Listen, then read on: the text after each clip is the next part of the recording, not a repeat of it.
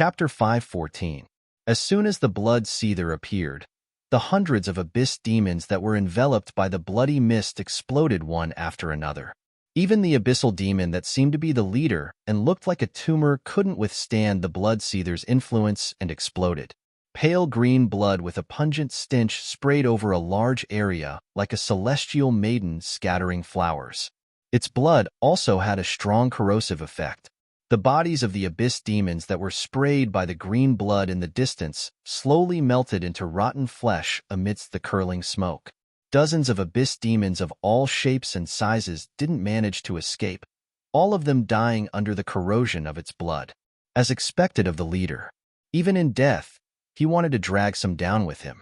Han Shuo thought viciously as he continued to control the blood seether, making it fly towards the more densely packed abyss demons in the distance. It was obvious that these cruel and bloodthirsty abyss demons knew fear in the face of the blood seether's atrocious actions. The abyssal demons that didn't fear death actually quietly retreated in coordination as the blood seether pushed them forward. With the blood seether leading the way, a wide empty space suddenly appeared in front of Han Shuo. What surprised Han Shuo was that the corpses of the abyss demons that had died under the blood seether didn't seem to be able to stand on the white clouds and sank as if they were drowning. He didn't know what kind of tragic scene lay beneath the strange white clouds.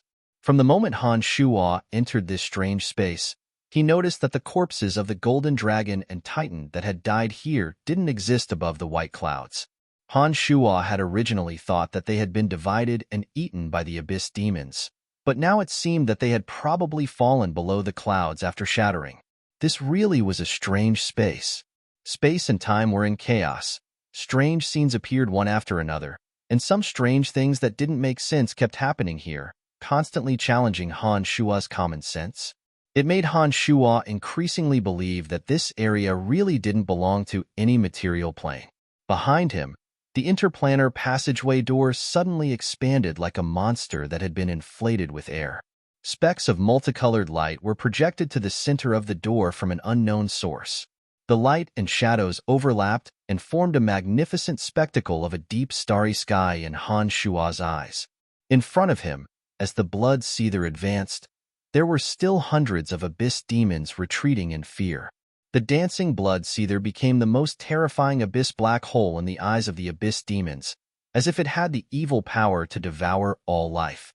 Thump thump, thump thump, a muffled sound suddenly came from behind the retreating abyssal demons. This muffled sound grew louder and louder, like the tolling of a death knell. It actually gave these abyssal demons an inexplicable courage. Suddenly, several long and slender abyssal demons with long fleshy wings shot towards the blood seether that was gradually approaching them without a care for their lives. These abyss demons looked like giant falcons, but their wings were even more slender. Their wings seemed to be arranged in rows of sharp blades, and they actually shone with a cold metallic luster. Their sudden attack was somewhat unexpected to Han Shuo, and their speed also exceeded the time it took for Han Shuo to put away the blood seether. Crack, crack, crack, crack.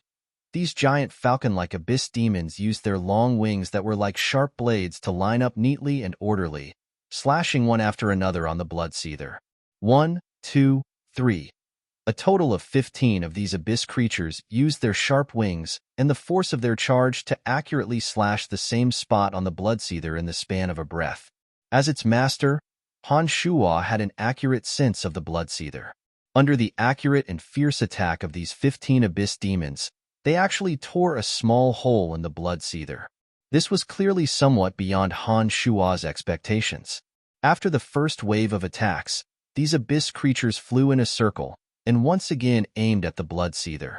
At this time, because they had just come into contact with the blood mist that lingered around the blood seether, the blood in their bodies was affected by the blood seether and had already begun to boil violently.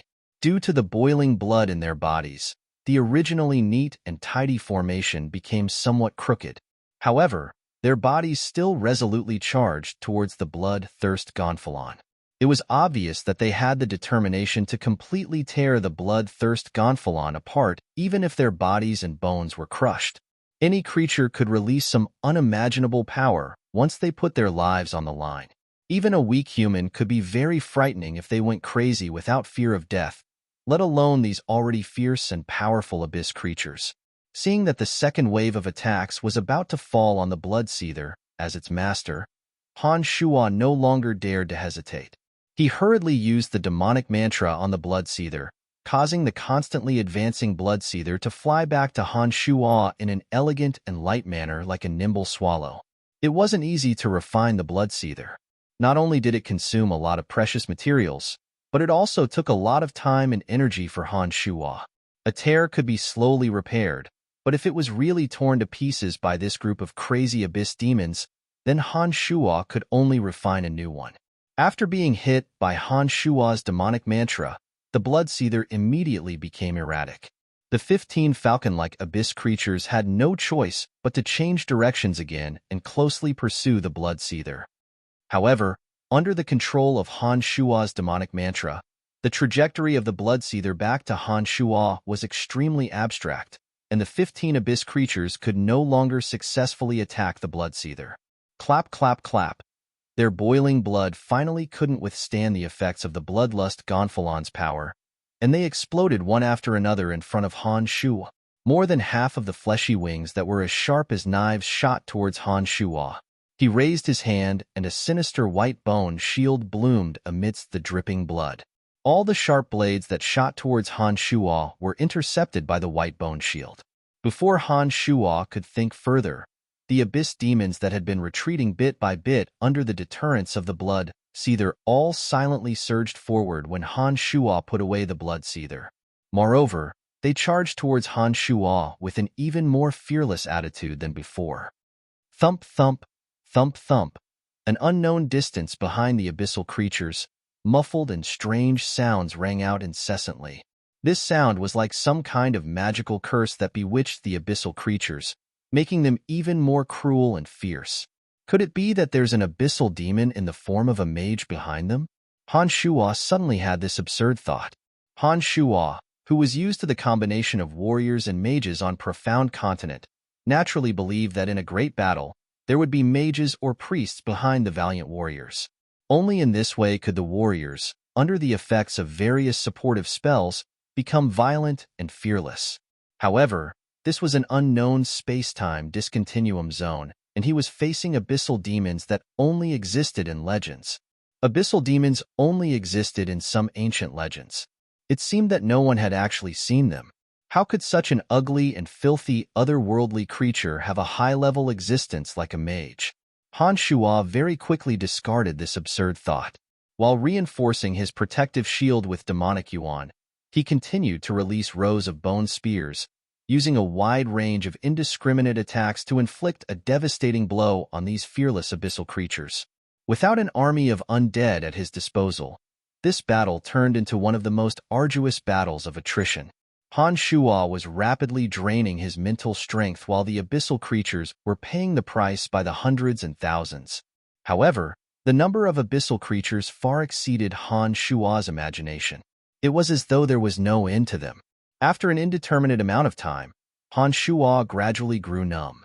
He could only mechanically release one necromancy magic after another, slowly reaping the lives of the abyssal creatures. All of a sudden, Han Shuo sensed an intense spatial fluctuation coming from the interplanar portal behind him. Han Shuo was delighted. He took the time to turn his head around and saw that the interplanar passageway that had somehow formed was rapidly closing up. It's finally over. Damn it, I've become the savior of Profound Continent, Han Shuo thought to himself. At this moment, Han Shuo's mental strength had reached the point where it was completely drained. He was ready to continue using demonic arts to fend off those innumerable abyssal creatures. With the amplification effect of the skeletal staff, rows of bone spears shot out in front of Han Shuo. Han Shuo took advantage of this opportunity to turn around, preparing to pass through the constantly healing interplanar portal and return to that lovely Profound Continent. When Han Shuo's body flew towards the interplanar passageway like a bolt of lightning, an irresistible force that could topple mountains and overturn seas surged towards him from the other end of the interplanar passageway. This unshakable force contained the dragon breath of the primordious dragon and instantly blocked Han Shua's madly charging body. Not only did the unstoppable force forcibly block Han Shua's path towards the interplanar portal, a portion of it also surged into Han Shua's body. In an instant, Han Shua's tyrannical body, tempered by great willpower, was severely injured by this incredible force. Han Shua had finally witnessed the strength of a true god of the primordious dragon. No! Han Shua roared madly in disbelief, unwilling to accept this. He could never have imagined that he, who had risked his life to defend the titans, the dragons, and all living beings on Profound Continent, would be treated so horribly. This was an intolerable and shameful betrayal. Even Han Shua, who was well aware of the viciousness of human hearts, could not believe that this was done by the primordious dragon. You are a necromancer of the Calamity Church. You are the fountainhead of evil. There is no place for you on Profound Continent. The evil abyssal world is your true home. I have already shown you mercy. A portion of the primordious dragon's consciousness landed on Han Shua's side from the distant Profound Continent. Han Shua, who was just about to reach the interplanar portal, took one last look at the portal and suddenly discovered two demigod existences of the Church of Light. Han Shua had once met these two demigod existences on the sacred mountain of the Church of Light. On the distant Profound Continent, these two demigod existences of the Church of Light were coldly looking at the interplanar portal that was constantly healing. They were wearing faint smiles on their faces as they chatted leisurely with the primordious dragon below. It was evident that the frenzied attack by the abyssal demons on Profound Continent had truly been pacified. Gradually, the interplanar portal closed up. The final scene of Profound Continent was forever fixed in Han Shua's mind. The two demigod existences of the Church of Light coldly looking at the interplanar portal closing up, and the 100-meter-long primordious dragon coiled on top of the enormous mountain, were forever etched in Han Shua's mind. Han Shua had never hated a living being as much as he did at that moment. This time, the primordious dragon had done it. Because of the one-sided statement of the two demigod existences of the Church of Light, because of his identity as a necromancer, the mighty primordious dragon had disregarded Han Shua's fearless assistance, cruelly cut off Han Shua's path home, and left an unimaginable wound on Han Shua's body. Drenched in blood, Han Shua laughed maniacally in the alien material plane. He laughed at his own naivety and benevolence, at his own self-righteousness, at his foolishness and kindness. He laughed so hard that tears flowed from his eyes. Farewell to Profound Continent. Farewell to my friends. Farewell to my lover. From today onwards, I will never be able to find my way home again. I can only wander in the vast and unknown abyss forever. If I can ever return to Profound Continent, then the Church of Light, the primordious dragon, the race of titans, and all those traitors will have to pay the price. Ha! I am a necromancer of the Calamity Church. I am the fountainhead of all evil on Profound Continent. The abyss, where evil reigns everywhere, is my true home. He has already shown mercy. He did not kill me immediately, but made it so that I can never see my lover again.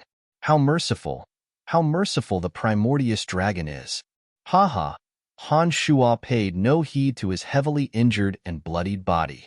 Surrounded by hundreds and thousands of abyssal demons, he laughed maniacally. His laughter was filled with sorrow, desolation, and boundless resentment. Chapter 5:15. However, the large number of abyssal demons clearly had no intention of letting Han Shua go. Even if they saw the interplanar passageway closing up, they still wanted to kill the culprit who had killed so many of their companions. In particular, they suddenly discovered that Han Shua, who had been blocking their way like a mountain, was also covered in blood at some point. Although these abyssal creatures were ugly and filthy, they were not stupid. On the contrary, they, who had survived cruel battles, possessed chilling cunning and cruel persistence.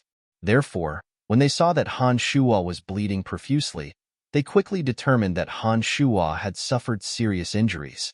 They did not know what kind of creature had injured the culprit, but they stubbornly planned to grind Han Shua's bones and scatter his ashes. Han Shua, who was laughing maniacally, did not fear the numerous abyssal creatures that surrounded him. His protective shield had been shattered by the primordious dragon's attack earlier and could no longer cover his body. It was only after the abyssal creatures sprayed out all kinds of venom that Han Shua finally came to his senses. He stopped his endless resentment and made use of the demonic yuan he still had in his body to once again deploy a dark and shiny protective shield. Once again, the venom was blocked by the protective shield that Han Shua had deployed in time. The numerous abyssal creatures that had courageously charged over were torn into pieces by the demonic blades in Han Shua's hands and fell into the unknown. Where there's life, there's hope. Han Shua made use of this time to carefully examine his body. He discovered that his physical body had indeed suffered unimaginable damage from the primordious dragon's attack. However, Han Shua rejoiced in the fact that his demonic infant was unscathed. For those who cultivated demonic arts, the consciousness was the most important, followed by the demon infant as the source of power. As long as these two areas were unhindered, no matter how much damage the physical body had suffered, it would not be fatal. Therefore, when Han Shua discovered that the demon infant was unharmed, he finally heaved a sigh of relief. Most of his internal organs were shattered, and even his meridians and bones were partially damaged. Although the injuries were serious, they were not fatal. As long as Han Shua was given time to recuperate, he would be as good as new. As long as he was alive, there would always be opportunities for revenge in the future. With nostalgia for his loved ones on profound continent and bone-deep hatred for the primordious dragon and the Church of Light, Han Shua resolutely attacked. He tore every abyssal demon that dared to approach him into pieces. Now that the interplanar passageway behind him had been sealed, Han Shua had nothing to worry about. He used his demonic arts to stubbornly resist the attacks of the abyssal demons. The hatred in his heart transformed into cruel attacks. Each and every one of those abyssal demons was dismembered by Han Shua's demonic blades. After an unknown period of time, Han Shua gradually felt that his strength was running out. It wasn't that Han Shua did not have enough demonic yuan, but because his physical body was too severely damaged, and many of his meridians and bones were damaged, Han Shua could not skillfully deploy his demonic arts. Even the power of the demonic blades was gradually weakening. Although the damage to his physical body wasn't fatal, it had obviously affected the performance of Han Shua's normal strength. Many demonic arts relied on the flow of the meridians. Only when the meridians and bones were strong and sturdy could Han Shua successfully deploy his demonic arts. Now that Han Shua's meridians and bones were partially damaged, he couldn't deploy his demonic yuan to his heart's content. He had to think of a new strategy. In addition, staying in this area for a long time and facing the endless attacks of abyssal creatures was obviously not a solution. Han Shua had no idea how many abyssal creatures there were. He really didn't know how long he could last alone with his damaged body. It looks like I'll have to turn this passive situation around if I have to fight my way out, Han Shua thought to himself. As he continued to attack the abyssal creatures that dared to approach, Han Shua sized up the situation around him. He finally fixed his gaze on the world behind the abyssal creatures. He felt that the world behind these abyssal creatures should be the exit for him to break through. Just as Han Shua was planning to do so, he suddenly discovered that his surroundings started to change once more. Extremely violent spatial fluctuations suddenly appeared in this strange, dusky space. Bolts of lightning that resembled swimming dragons suddenly appeared out of thin air. In an instant, the space seemed to tremble, giving Han Shua a very distinct feeling of collapse. Han Shua stared blankly for a moment, then immediately reacted. Han Shua, who had never experienced such a situation, had heard of such a situation. Han Shua knew that this phenomenon was really due to the space being unable to withstand the pressure of the excessively enormous chaotic energies, and was about to collapse. Not good. I have to leave this place as soon as possible. Otherwise, once the space really collapses, no one will be able to escape. Even if one is lucky enough not to be crushed to pieces by the spatial rupture, one would have to survive in an even more unknown spatial fissure. If one were to really fall into a spatial fissure, it would be impossible to return to profound continent for the rest of their lives. Han Shuo turned pale with fright. He had already made up his mind to leave this place at all costs. Before Han Shuo could react, he suddenly discovered that the abyssal creatures that had been attacking him without fear of death were all retreating in terror like the tide. They no longer cared about Han Shuo, the main culprit who had obstructed them for God knows how long. Thump, thump, thump, thump. A strange sound came from behind, as though a horn of retreat had been blown. It seems that the abyssal creatures are indeed intelligent, Han Shuo thought to himself as he watched the abyssal creatures retreat like the tide. Tailing behind these abyssal creatures, Han Shuo quickly left this space that was about to collapse. For these abyssal creatures to be able to come to this area, they must know how to retreat. As long as Han Shuo followed behind them, he would definitely be able to escape the calamity of the spatial rupture. With this idea in mind, Han Shuo passed by the abyssal creatures and fled in the direction they had left. By this time, the abyssal creatures had clearly understood that the threat of the spatial rupture far outweighed that of Han Shuo. Even though Han Shuo was right beside them, they did not continue to fight with Han Shuo. They turned a blind eye to Han Shuo's existence and recklessly retreated along the path they had come from. Rumble. Terrifying noises sounded from behind Han Shuo.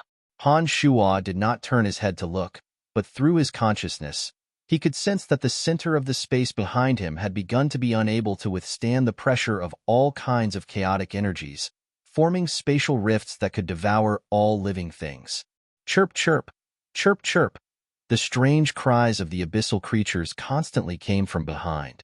Although Han Shuo did not understand the true meaning of these sounds, he could guess from their urgent tone that they were caused by fear. It was obvious that the abyssal demons behind him were also very afraid of being pulled into the spatial rifts. Once a living being fell into one, it was almost impossible to escape from the spatial rifts formed by unknown means. According to legend, these spatial rifts had no elements, no flora or fauna, and not even air. As long as a living being fell into them, they would need to rely on these meats and air, or they would starve to death or suffocate to death. Han Shuo was an abnormal existence that did not need to rely on food or air. Although he would not die immediately after falling into a spatial rift, he would have to endure endless loneliness. Sometimes, endless loneliness without any hope was even more terrible than death. More and more strange noises came from the abyssal demons behind him. The previous urgent noises turned into shrill howls of despair. Han Shuo suddenly understood that some of the abyssal creatures must have been pulled into the spatial rifts. While his heart was palpitating, Han Shuo had no choice but to activate the art of the demonic ninth heavens at the risk of suffering yet another injury to his body. He wanted to escape from this place as quickly as possible. PFFF. Han Shuo violently spat out a mouthful of boiling blood. Another 3 meridians in his body ruptured. Risking his meridians to rupture, Han Shuo frantically charged forward. The demonic blades in his hands were like the indestructible demon's lair edge, forcibly drilling through the bodies of some large abyssal demons in front of him. At this time, Han Shuo no longer cared about the pungent stench of the abyssal demons and directly passed through their bodies. When it came to this desperate moment, Han Shuo's heart would be resolute to the point of cold-bloodedness. He could cast aside anything in order to survive, let alone the filthy and disgusting bodies of the abyssal demons. It was precisely because of Han Shuo's determination and decisiveness that he was able to pass through the bodies of the abyssal demons blocking his way, that he was not affected by the rapidly spreading spatial ruptures, and that he was able to carve out a bloody path for himself. As the rumbling behind him grew louder and louder, as if the sky was falling and the earth was splitting apart, a brand new scene suddenly appeared in front of Han Shuo. He saw a scene of malevolent plants, mountains, and rivers. I'm out. I've finally killed my way out. Han Shuo charged out at the fastest speed he had ever dared to in his life. Finally, a terrifying chaotic energy suddenly came from behind Han Shuo. That energy was extremely terrifying. Han Shuo understood that the abyssal demons behind him had most likely been completely destroyed by the spatial rifts. Chapter 5:16. A completely unfamiliar world entered Han Shua's eyes. At first glance, the plants everywhere were as sinister as demons. The branches and leaves were covered with sharp, fang-like spikes in the mouths of the abyssal creatures. The surface of each plant was like a giant cactus. Instead of giving off a vibrant green aura, they gave off a bloodthirsty aura. The surface was grayish-brown, and some foul-smelling swamps were bubbling with large and small bubbles. When the bubbles burst, wisps of green smoke were emitted, forming a faint poisonous miasma that lingered in the air. Green and light, there was an indescribable beauty to it. There were no clouds in the sky, nor was there a sun or moon hanging high in the sky. There were only cyclones of various sizes and colors. In this world, the thin air was filled with the stench of decay. In the distance, there were violent and bloodthirsty owl-like howls. Han Shua was halfway up a mountain filled with abyssal creatures. Behind him was a dark cave that was more than 10 meters long and wide. The cave's entrance was lined with stone pillars as sharp as fangs.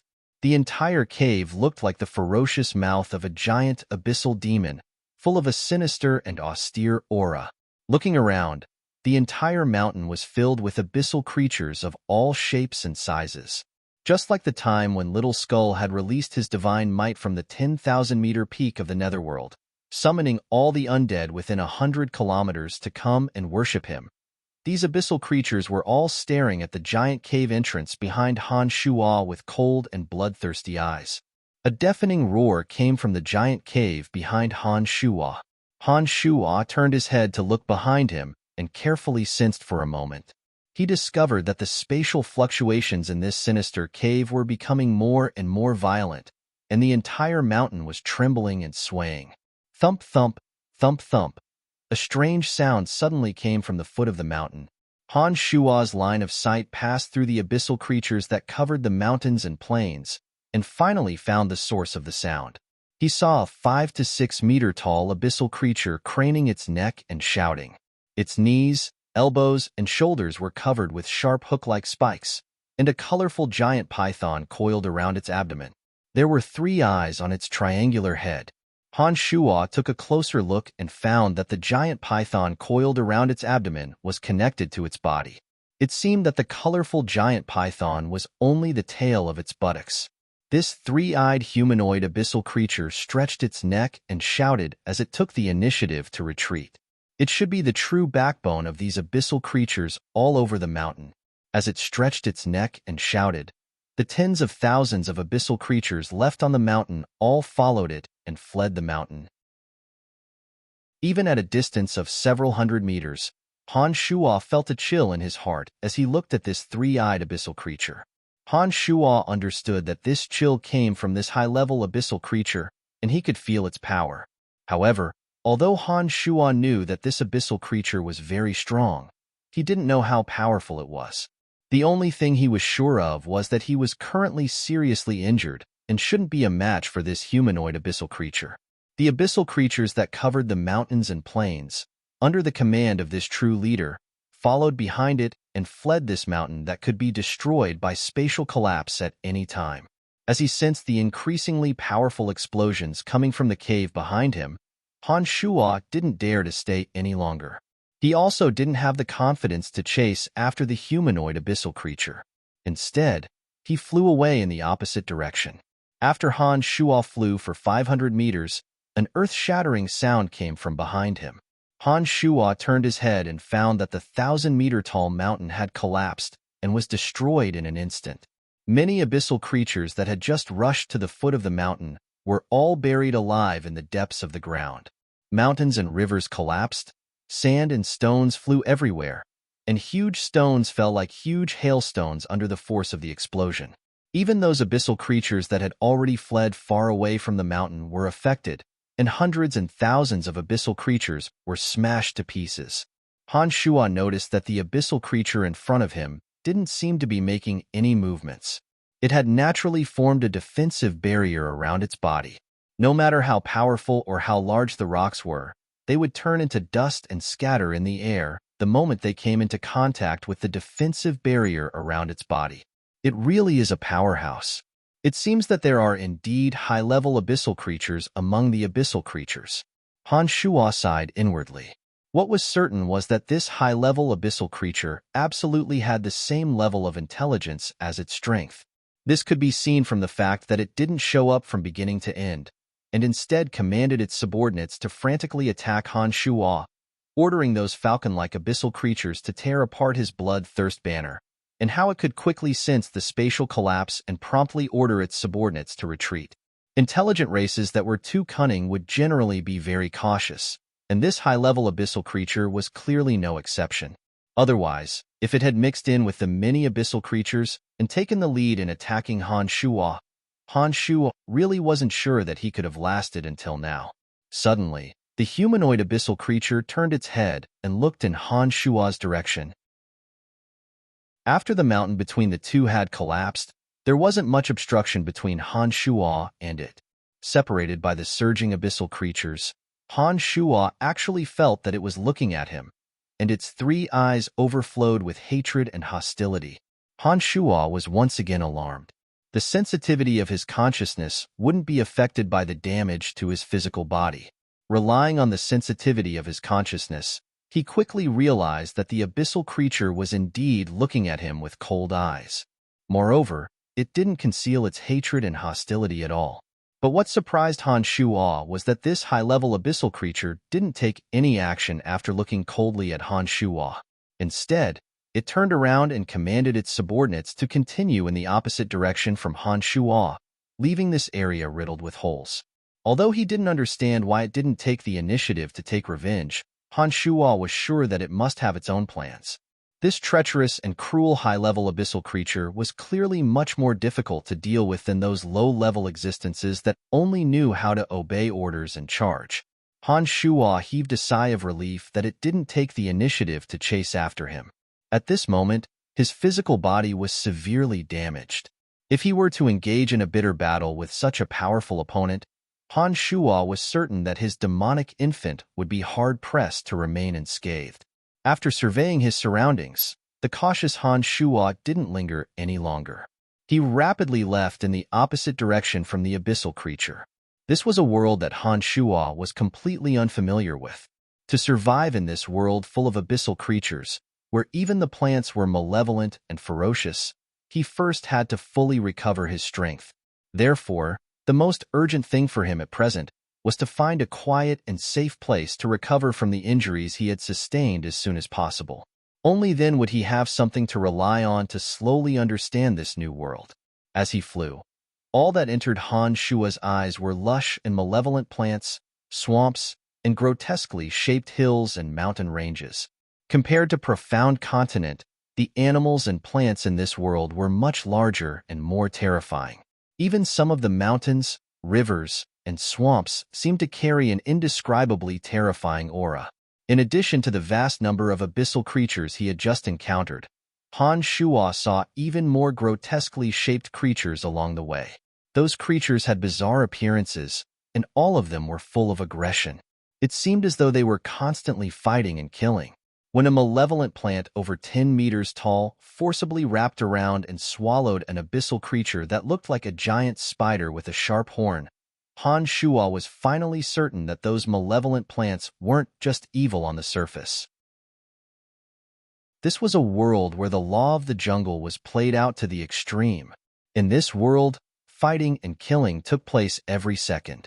Any living creature, even plants, could go on a rampage and eat the living creatures and plants around them. Compared to this place, Profound Continent was simply a utopian, perfect, and peaceful world. If these abyssal creatures were allowed to come to Profound Continent, Han Shuo was certain that no race would be able to withstand their unimaginable savagery. Only an existence like Han Shuo, who had attained demigod strength, might be able to survive in such a cruel world. Han Shuo flew for a long time, but still couldn't fly out of this area. Perhaps this world is just like this, he thought to himself. He then decided to find a place to recover from his injuries. A swamp with bubbling smoke came into Han Shuo's sight. This swamp was shrouded in a faint green miasma that covered a large area. Han Shuo deployed a protective shield around his body, isolating himself from the poisonous green miasma. His body slowly descended into the swamp, preparing to burrow into the swamp and open up a space to repair his body. Sigh. If only Earth Elite Zombie was here. He wouldn't even need to expend any effort to create a quiet, safe, and spacious space in the depths of this underground world, Han Shuo thought to himself. Suddenly, a light bulb went off in Han Shuo's head. That's right. Previously in that space-time discontinuum zone, because that space was affected by the chaotic energy, he couldn't communicate with the netherworld. Now that he had left that area, logically speaking, communicating with the netherworld shouldn't be a problem. In particular, Han Shuo sensed that the aura of death in this world was much denser than on Profound Continent. In such a place, not only should it not be a problem to release necromancy magic, it should be even more powerful. With this doubt in mind, Han Shuo tried to communicate with the netherworld. Through the profound connection between him and Little Skull, Han Shuo immediately sensed the existence of Little Skull. Father, what's wrong? After a while, Little Skull unexpectedly asked in a puzzled voice. All along, when Han Shuo communicated with Little Skull on Profound Continent, as they were separated by many material planes, he could only roughly sense the existence of Little Skull. He couldn't directly communicate with him across two material planes. He didn't expect that after arriving in this foreign world, as soon as he sensed the existence of Little Skull, he would immediately receive a message from Little Skull. Perhaps it was because he was in this new world, or perhaps Little Skull's strength had reached a whole new realm. Han Shuo couldn't figure out the reason, but his heart was filled with sincere joy. To be able to sense the existence of Little Skull, at least in this foreign world, Han Shuo didn't have too much of the chilliness of walking alone. Ever since he arrived in this world, because he couldn't find anyone to communicate with and couldn't see any familiar scenery, in addition to the fact that the road between him and Profound Continent was severed, Han Shuo naturally felt an endless sense of loneliness. It was only when he heard the message from Little Skull that this terrifying sense of loneliness disappeared. Father, where are you? Something's wrong. You're not on that continent? Just as Han Shuo was truly delighted, Little Skull sent another message. This time, it was a little urgent. Little Skull was obviously very concerned about Han Shuo's safety. Because of a moment of carelessness, I arrived in a new material plane. However, you don't have to worry. I'm fine for the time being. When I recover from my injuries, I'll explain everything to you. Han Shuo was in a good mood as he comforted Little Skull. The next moment, Han Shuo suddenly sensed the monstrous wrath coming from Little Skull. This wrath came incomparably abruptly and violently, as though Little Skull was about to cross the infinite distance between material planes and arrive at Han Shuo's side, as though he was going to grind the bones and scatter the ashes of the enemies who dared to harm him. Father, who hurt you? In the netherworld, Little Skull became irascible. He suddenly stood up from the white bone throne. An enormous aura emanated from his body. All the high-level undead creatures in the palace of the undead suddenly trembled. They didn't know what to do and kowtowed before Little Skull, not daring to move a muscle. An indescribable emotion suddenly spread through Han Shuo's heart. Sensing Little Skull's monstrous wrath, Han Shuo consoled him lovingly. Don't worry, I'll go back and settle the score with them. Evolve well. I know that as long as you take another step forward, you'll be able to become a true god. At that time, we, father and son, will fight side by side. After cutting off his connection with Little Skull, Han Shuo didn't even summon the Earth Elite Zombie, fearing that they would be too worried about his injuries. Han Shuo slowly sunk his body into the swamp. After passing through the swamp for another 100 meters, he dug out a hiding place and used demonic arts to repair his damaged body. Chapter 5:17. There was no concept of time in the sunless depths of the underground. Han Shuo stayed in that area, silently repairing his damaged meridians and bones. When Han Shuo calmed his heart and put all his energy into doing one thing, it was always easy to indulge in it. After an unknown amount of time, Han Shuo gradually woke up. He opened his eyes and used his consciousness to inspect his body. He discovered that the meridians, bones, and internal organs that had been damaged in the last battle had all recovered to their original state. With a thought, the magical yuan flowed through his body like a raging river. There was no longer any sluggishness. It was so carefree that Han Shuo couldn't help but exclaim softly. Han Shuo understood that the damaged injuries on his body had all recovered and would no longer affect the use of his magical yuan. With his injuries completely healed and his connection with the netherworld established, Han Shuo didn't have to worry about his own safety anymore. Even if he ran into that three-eyed abyssal creature now, Han Shuo wouldn't have to worry about fighting it to his heart's content. When he thought of this three-eyed abyssal creature, Han Shuo suddenly had a strange guess. Could this three-eyed abyssal creature be related to the three-eyed evil god Ansidezi? Back in Asher's slave farm in Valen City, Han Shuo had coincidentally run into the Calamity Church's necromancer Claude, who was using a blood altar to summon an evil god. The three-eyed evil god Ansidezi was revealed in blood and bones at the center of the altar. It also had 3 eyes and a long tail. Although the three-eyed abyssal creature he saw in this strange world didn't have the terrifying and invulnerable evil aura of the three-eyed evil god Ansidezi, its appearance was indeed 70 to 80% similar. It only lacked a few sharp horns on its head. Could it be that the three-eyed evil god Ansidezi had evolved from this three-eyed abyssal creature? An inexplicable realization rose in Han Shuo's heart. He felt that his conjecture was highly plausible. That three-eyed humanoid abyssal creature also possessed advanced intelligence and immense power. Based on the principle that any living being could evolve and cultivate, wouldn't this three-eyed humanoid abyssal creature become an evil god when it cultivated to the pinnacle? Very likely, Han Shuo thought to himself. Then, he became even more curious about this strange and cruel world. He wanted to see if there were any more amazing things in this world. His physical body had been restored to its original state, and he was able to communicate with the netherworld. Han Shuo no longer needed to hide in such an underground area. With a thought, Han Shuo's body burst out of the ground. He activated his protective shield and squeezed himself out of the swamp. Han Shuo unfolded his spirit sense and took in all kinds of cruel creatures in his surroundings. How many creatures and plants were there in each area? How powerful were these animals and plants? Han Shuo didn't miss anything. Not only did Han Shuo not feel lonely in this strange world, but he also felt a sense of lofty aspiration. During the period of restoring his physical body, Han Shuo didn't stop thinking about certain things. Previously, Han Shuo had obtained some memories from the skeletal staff. He understood that the skeletal staff seemed to contain some secrets. Once all the secrets within the skeletal staff were unraveled, not only would Han Shuo's soul be able to traverse to the netherworld, but even his physical body would be able to directly reach the netherworld. With how miraculous the skeletal staff was, perhaps there was a way to directly return to the profound continent. After all, the enormous magical transportation matrix at the center of the Cemetery of Death was very miraculous. Han Shuo really did harbor some unrealistic fantasies. In addition, the ancient Lizard King had once said that the profound continent had a planar guardian, and that he could use the transportation matrix to leave the profound continent.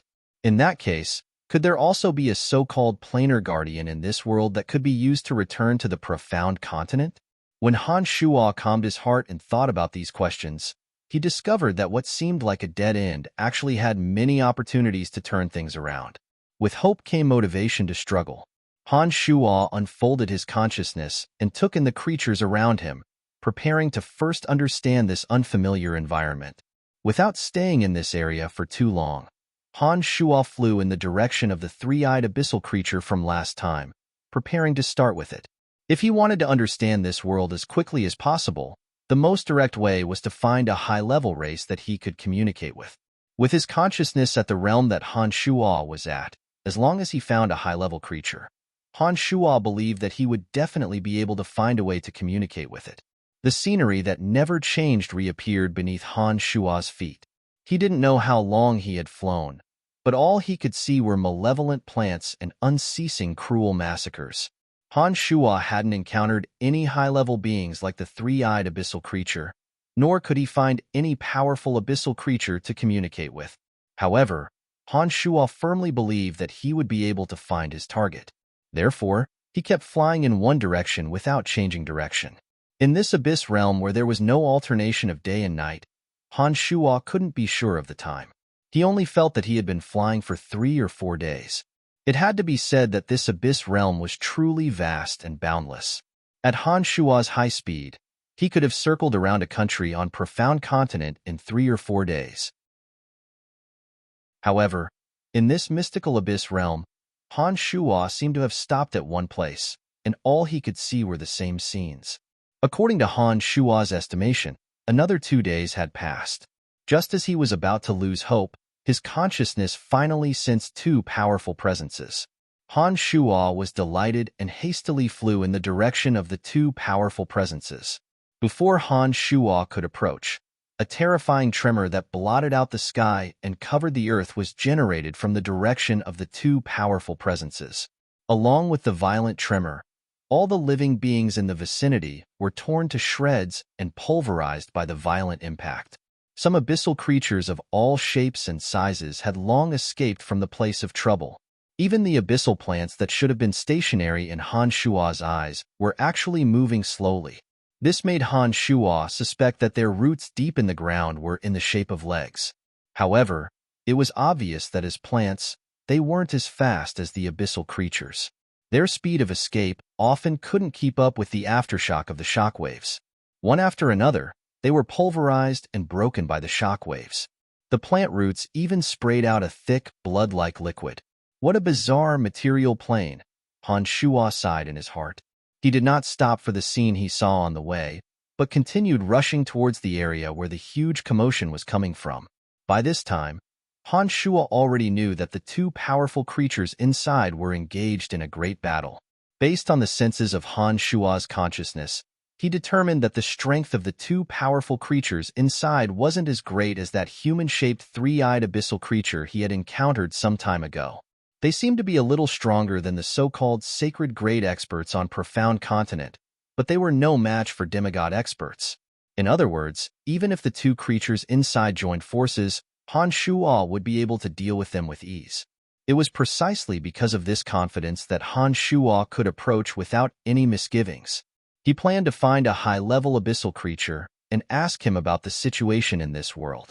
When Han Shuo finally arrived at the area where the 2 high-level abyssal creatures were fighting, he was stunned by the scene he saw. How were these 2 enormous, malevolent, and filthy abyssal creatures? They were simply 2 dainty, beautiful young ladies. However, Han Shuo soon discovered that these 2 young ladies were by no means human. Although their skin was fair and tender, their bodies were wrapped in malevolent armor covered with spikes. Han Shuo took a closer look and immediately discovered that those malevolent armors were connected to their bodies, as though they had grown out of their bodies. In particular, the sharp spikes protruding from their smooth shoulders and elbows were very obvious, as though they had indeed grown out of their delicate flesh. The 2 young ladies who had their bodies covered with malevolent armor and spikes still had large patches of their snow-white skin exposed. Their chests, abdomens, thighs, arms, and necks were especially exposed. As the 2 fought, their flesh shimmered with the light of their flesh. From a distance, the 2 young ladies revealed a bit of seductiveness amidst their ferocity. One of them had dark purple eyes, the other a pale green. Their hair and eyes were of the same color, and they were both about 1.7 meters tall. Their thighs were slender and straight, and they had enchanting curves that could make one spurt blood. The 2 young ladies, who weren't human, also had very unique close-quarters combat methods. Often, they would extend their tender little hands, and suddenly, a cold and sinister bayonet would blossom in their palms. Their elbows and knees, which were covered with spikes, were their main means of attack. They seemed calm and collected, but every time they collided, they would explode with violent power. The surroundings of the 2 ladies were a complete mess. Dead plants and abyssal creatures that couldn't escape in time were scattered all over the ground. What surprised Han Shuo the most was the power of their attacks. The source of their power was somewhat similar to fighting aura, and seemed to contain elemental energy. It was like the rare demon swordsman on the Profound Continent who fused magic with fighting aura. However, there were some differences. and Han Shuo couldn't tell exactly what the differences were. In short, everything was very different from Han Shuo's understanding. After arriving, Han Shuo secretly probed the two young ladies. His heart was filled with interest, and he became even more curious about this unfamiliar world. From the appearance of the two young ladies, Han Shuo was certain that there were indeed high-level creatures in this abyss realm. Perhaps these high-level creatures were extremely powerful. The more powerful they were, the more Han Shuo believed that he could find the way home from this place. All of a sudden, Han Shuo, who was silently observing the two young ladies, discovered that they were simultaneously staring at him with unfriendly gazes. In the next moment, the two young ladies suddenly stopped fighting and charged at Han Shuo at lightning speed. Their attacks also took shape, as though they wanted to behead the peeping Han Shuo on the spot. It was obvious that Han Shuo wasn't afraid of the two young ladies joining forces. Although he felt rather baffled, Han Shuo didn't hesitate. He raised his hands, and the demonic blades shot out explosively. The blades had the same effect as the blades that suddenly shot out from the palms of the two young ladies. Of the two young ladies of the higher races of the Abyss realm, one of them carried the element of lightning, while the other carried the element of fire. The elements of heaven and earth that constituted the material world were unleashed by them in a different way. Every punch and kick could be filled with elemental energy, and they could also be shot out through the sharp spikes on their knees and elbows. They weren't magi, but they had a marvelous way of utilizing the elements of heaven and earth. They didn't seem to be much inferior to the rare magi on Profound Continent. In addition, the elements were more concentrated, and every time they attacked, they would suddenly erupt with greater power. Compared to the magi on Profound Continent, their attacks didn't cover as large an area. The destructive power they could inflict on a small area was even more frightening than a forbidden magic that covered a large area. Every magus on Profound Continent paid particular attention to a concentrated area of effect when casting magic. However, they were obviously different. They seemed to place more emphasis on instantaneous explosive power, condensing it into a single point to form the most frightening power, causing terrifying destruction to an extremely small area. After fighting for just a short while, Han Shuo had become very familiar with the two young ladies' attack styles. Compared to the magi on Profound Continent who manipulated the elements, the two attacking styles of the two worlds couldn't be said to be superior. The only difference was that they focused on different aspects and utilized the elements of heaven and earth in different ways. One focused their attacks with extremely terrifying destructive power in a small area, while the other dispersed their attacks, capable of causing widespread destruction in a large area. One directly stored elemental energy within the body like fighting aura, while the other used incantations and mental strength to manipulate the elemental energy. There were obvious differences between the two, but ultimately, they both utilized the elemental energy that constituted the material world. They obviously had a completely different way of utilizing elemental energy from magi because the internal structure of their bodies was different from that of humans. In a way that Han Shuo couldn't understand, they hid the elemental energy within their bodies, and when they attacked, they would suddenly erupt the elemental energy like fighting aura. This greatly amazed Han Shuo. The two alien ladies unreasonably treated Han Shuo as an enemy. One of them attacked with interweaving lightning and the other with blazing flames.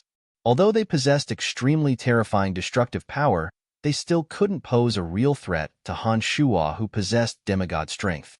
From the beginning to the end, Han Shuo didn't panic in the slightest. He used the demonic blades to block their joint attacks. Han Shuo didn't retaliate and only defended passively. It wasn't that Han Shuo was afraid of them, but that he was taking advantage of this opportunity to familiarize himself with the combat style of this unfamiliar world. Using his powerful divine sense and personal experience, Han Shuo familiarized himself with the strength and body structure of the two alien ladies. Only then did he truly begin to face the two girls who were attacking him in a frenzy. No longer passively defending, Han Shuo's demonic blades suddenly glowed with an evil light. His two hands spun violently, and streaks of evil and cold energy erupted from the demonic blades. The two alien ladies who had been fighting previously but now attacked Han Shuo at the same time with great rapport. They immediately sensed the evil energy coming from Han Shuo's demonic blades. The two girls had been attacking Han Shuo for so long that they could tell that Han Shuo hadn't exerted his full strength. Now that they saw Han Shuo's sudden attack and his ferocious appearance, they were obviously startled and took the initiative to retreat a distance. They blinked their eyes and sized up Han Shuo. "Who are you people? Where's this place? Is there a planar guardian in this world?" Han Shuo immediately asked when he saw that the two girls had suddenly stopped. However, as soon as Han Shuo opened his mouth, he knew that these questions were pointless. The two alien ladies shouldn't understand the human language of profound continent. And that was indeed the case. After Han Shuo said those words, the two seductive alien ladies blinked their purple and green eyes and sized up Han Shuo in puzzlement. From their eyes, Han Shuo could tell that they indeed didn't understand the human language of profound continent. Hum, hum, hum. The purple-eyed lady uttered a series of melodious, gentle, and beautiful sounds that sounded very pleasant to Han Shuo's ears. It was a stark contrast to her seductive body that was covered with spikes. Hum, yeah. As soon as the purple-eyed lady opened her mouth, the green-eyed lady also hastily yelled. Her voice was actually rather sweet. However, it was obvious that Han Shuo didn't understand what they were saying either. But when the two ladies spoke, Han Shuo finally heaved a sigh of relief. At least it meant that the two ladies were willing to communicate with him instead of fighting for no apparent reason. Han Shuo put on a bitter smile and spread out his hands. He constantly shook his head and gestured with his hands, indicating that he didn't understand what they were saying. The two ladies widened their eyes and looked at Han Shuo as though he was a monster that had just walked out of a barbaric world. They hurriedly conversed with their melodious voices. Taking advantage of this opportunity, Han Shuo suddenly concentrated his consciousness to its peak state to sense the mental undulations of the two alien ladies. He tried to link their mental undulations with their voices and stealthily extracted memories related to language from their souls. The consciousness had many wonderful uses. This method of using it to steal a small portion of someone else's memory wasn't a particularly difficult thing to do. Other than necromancers who were proficient in using soul energy, there were existences even more powerful than Han Shuo. Otherwise, it would be very difficult for an average person to stop Han Shuo's wonderful use of the consciousness. Chapter 5:18. As Han Shuo secretly spied on them, his consciousness operated at high speed. Gradually, traces of comprehension were reflected in Han Shuo's consciousness. Their conversation was analyzed by his consciousness like silk being peeled from cocoons, summarized into memories, and turned into Han Shuo's own. What's wrong with this guy? Why can't he speak? The purple-eyed girl blinked and looked suspiciously at Han Shuo. Is he a spy from the three-eyed race? But it doesn't look like it. His attack method is a bit unfamiliar. What a strange guy. The green-eyed girl was also very puzzled. She cautiously distanced herself from Han Shuo. There's something strange about him. I don't know what race he is. How strange. Humph, whatever. I'm leaving first. We'll fight again next time. The two girls saw that they couldn't communicate with Han Shuo. Han Shuo's strength was astonishing. Since they couldn't do anything to Han Shuo even if they joined hands, they didn't feel like continuing to talk with Han Shuo. It looked like they were ready to leave this place. Wait. Han Shuo shouted in a shaky and awkward voice after carefully comprehending the two's language memories. The two girls looked at Han Shuo even more suspiciously. The green-eyed girl suddenly shot out a cold knife from the back of her left fist. She glared at Han Shuo with displeasure and scolded Han Shuo with a melodious voice. What do you mean? What are you trying to do by pretending not to understand the language? The purple-eyed girl was also very displeased. She was a bit more direct than the green-eyed girl and immediately expressed her displeasure. An arrow-like hook suddenly shot out from her smooth, white shoulder and quickly pierced toward Han Shuo's chest. At the same time, the green-eyed girl also launched an attack.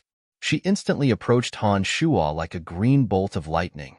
Her hands pulled out two lines of fire, as if she wanted to forcefully strike the flames in her palms into Han Shuo's body. The surrounding lightning and fire elemental energy was suddenly sucked dry by the two women, forming a small-scale but powerful attack that was aimed at Han Shuo. Previously, Han Shuo had fought with the two girls.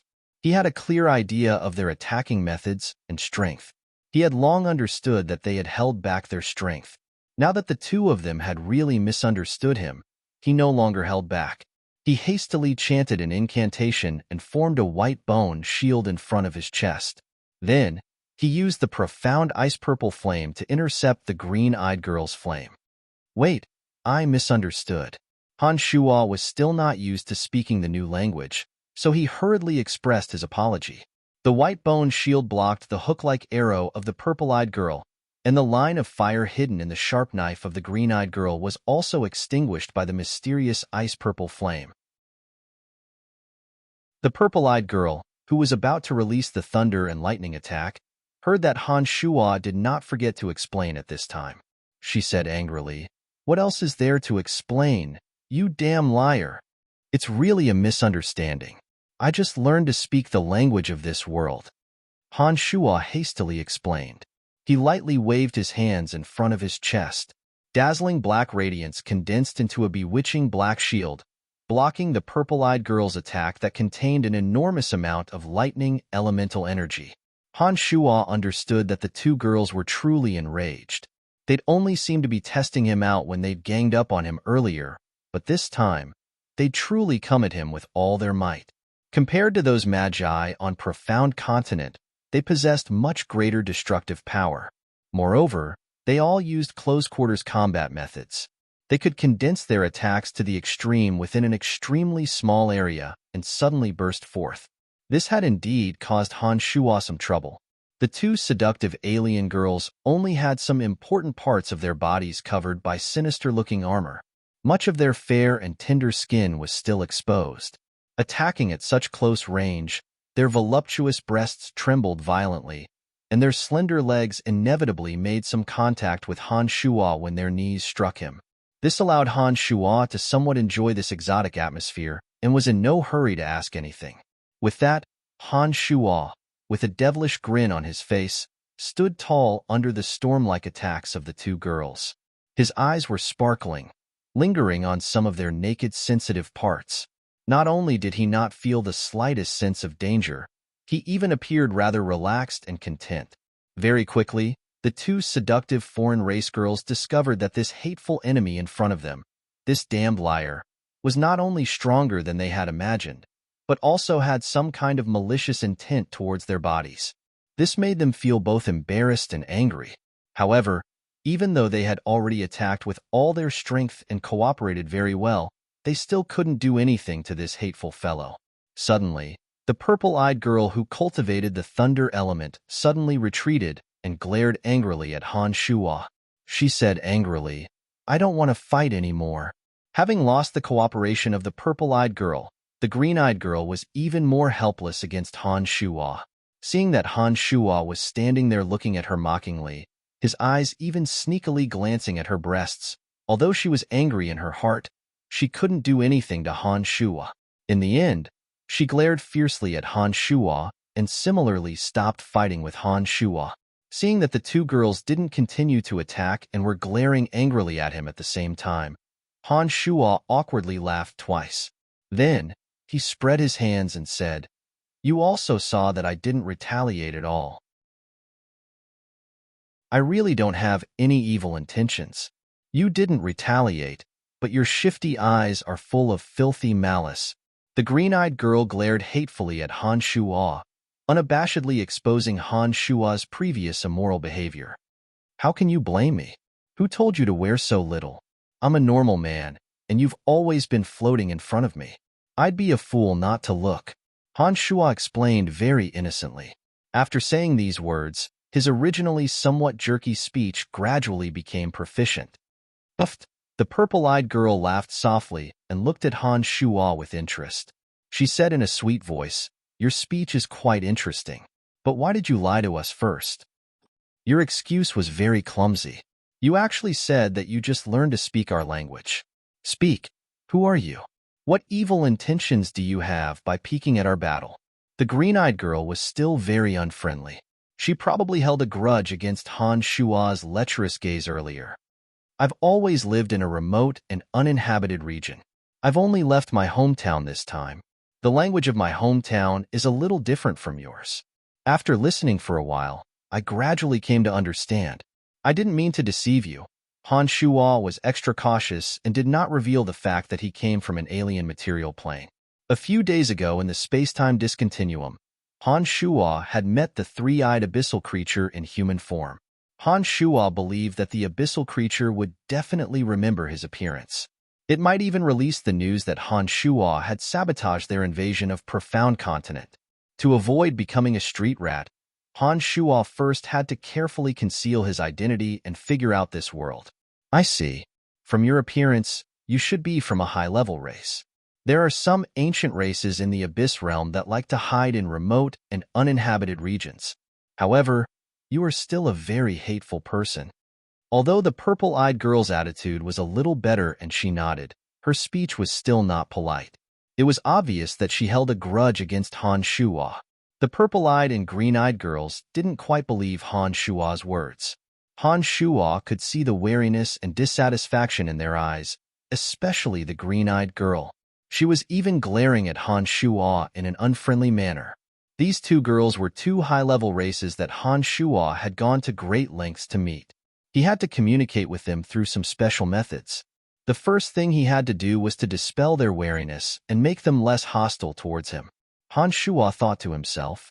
He sized up the two girls and considered what methods he could use to get on good terms with them. Suddenly, Han Shua noticed the jewelry worn on the necks and wrists of the two seductive girls. Those jewelry were either some polished stones that were relatively smooth and bright, or some strangely shaped bone ornaments. On the Profound Continent, only females from some low-level races would wear such jewelry.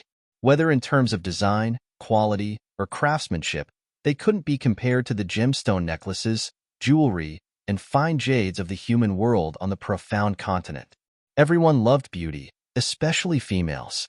Practically no female from a high-level race could escape this irrefutable law of heaven and earth. Within Han Shua's space ring were a large number of dazzling gemstone ornaments. They were all looted by the forest troll from the smuggling merchant guilds of various empires. To Han Shua, these jewelry ornaments weren't of much use. However, when compared to the crude and barbaric ornaments on the necks and wrists of the two alien girls, the difference was like heaven and earth. Hee, it's our first time meeting. Please accept this small gift as a token of my respect to you two beautiful ladies. Only such an ornament can match your temperament and beauty, Han Shua said with a faint smile. He took out a heart-shaped amethyst necklace and a pair of emerald bracelets from his space ring, and very modestly handed them over to the two girls. The craftsmanship of the heart-shaped amethyst necklace was outstanding.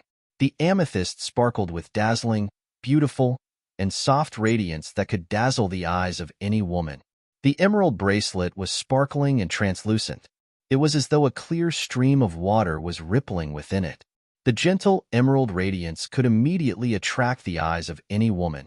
When the two top-notch ornaments from the Profound Continent were presented, Han Shua's palms glowed with dazzling brilliance.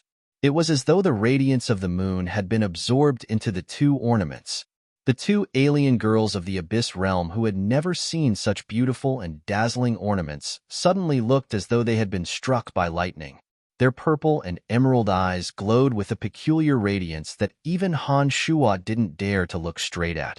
They stared fixedly at the ornaments in Han Shua's hands, unable to look away. Just a small gift, Han Shua said. The two girls were still staring blankly at the ornaments in Han Shua's hands, motionless. Just a small gift, Han Shua continued, this time with a much louder voice. The two alien girls' eyes were still fixed on the ornaments in Han Shua's hands. They seemed to be trying to forcibly tear their eyes away from Han Shua's palms, but failed to do so. This is just a small gift to show my respect. Han Shua had no choice but to shout loudly. The two girls were startled. They exchanged glances with each other. Their faces reddened at the same time, not knowing whether they were excited or ashamed of themselves for not living up to their expectations. They didn't dare to look at each other for too long.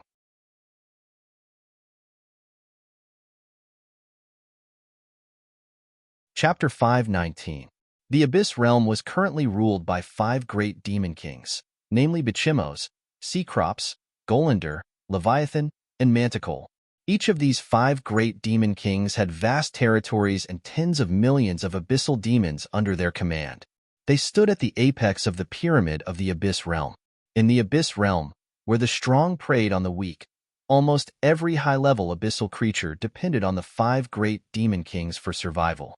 For many years, the 5 great demon kings had been waging war against each other, never giving up on their ambition to unify the Abyss Realm. Unlike those ugly and filthy abyssal creatures, the highest-level races and existences in the Abyss Realm not only possessed extremely powerful strength, but also outstanding intelligence. Furthermore, when not in battle, they could transform into all sorts of forms, with the appearance of a human being their most common form. In the vast Abyss Realm, the 5 demon kings went on expeditions all year round. Endless battles seemed to be the unchanging truth of the Abyss Realm since time immemorial. Every day, every moment, low-level abyssal creatures would fight and die under the hands of high-level existences. The green-eyed girl was called Jimena, and the purple-eyed girl was called Sylph. Both of them hailed from War Demon Valley. The master of War Demon Valley was called Crozius, one of the 7 great warriors serving under Great Demon King Manticore of the Abyss Realm. The War Demon Valley where Crozius resided was adjacent to the Venomfang Castle of Yeki, a capable general under Demon King Golander. Yeki was an expert of the 3-eyed race who had been in constant conflict with Crozius' War Demon Valley. Jimena and Sylph were both War Demon guards serving the master of War Demon Valley, Crozius. The two of them had come here to compete for the position of War Demon First Captain. The winner would be able to take over the position of War Demon First Captain. In exchange for 2 pieces of jewelry, Han Shuo gained a rough understanding of the basic situation of the Abyss Realm from Jimena and Sylph. What was different from Profound Continent was that the competition here was exceptionally cruel and bloody. Those with strength could proclaim themselves hegemons, while others would only be reduced to cannon fodder. A material world with high-level life forms would always be filled with all sorts of things.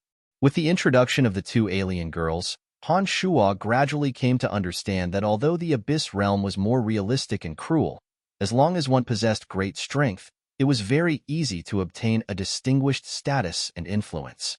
Unlike the Profound Continent, where hypocritical aristocratic etiquette was emphasized, those who held high positions in the Abyss Realm had all obtained their positions through bloody battles.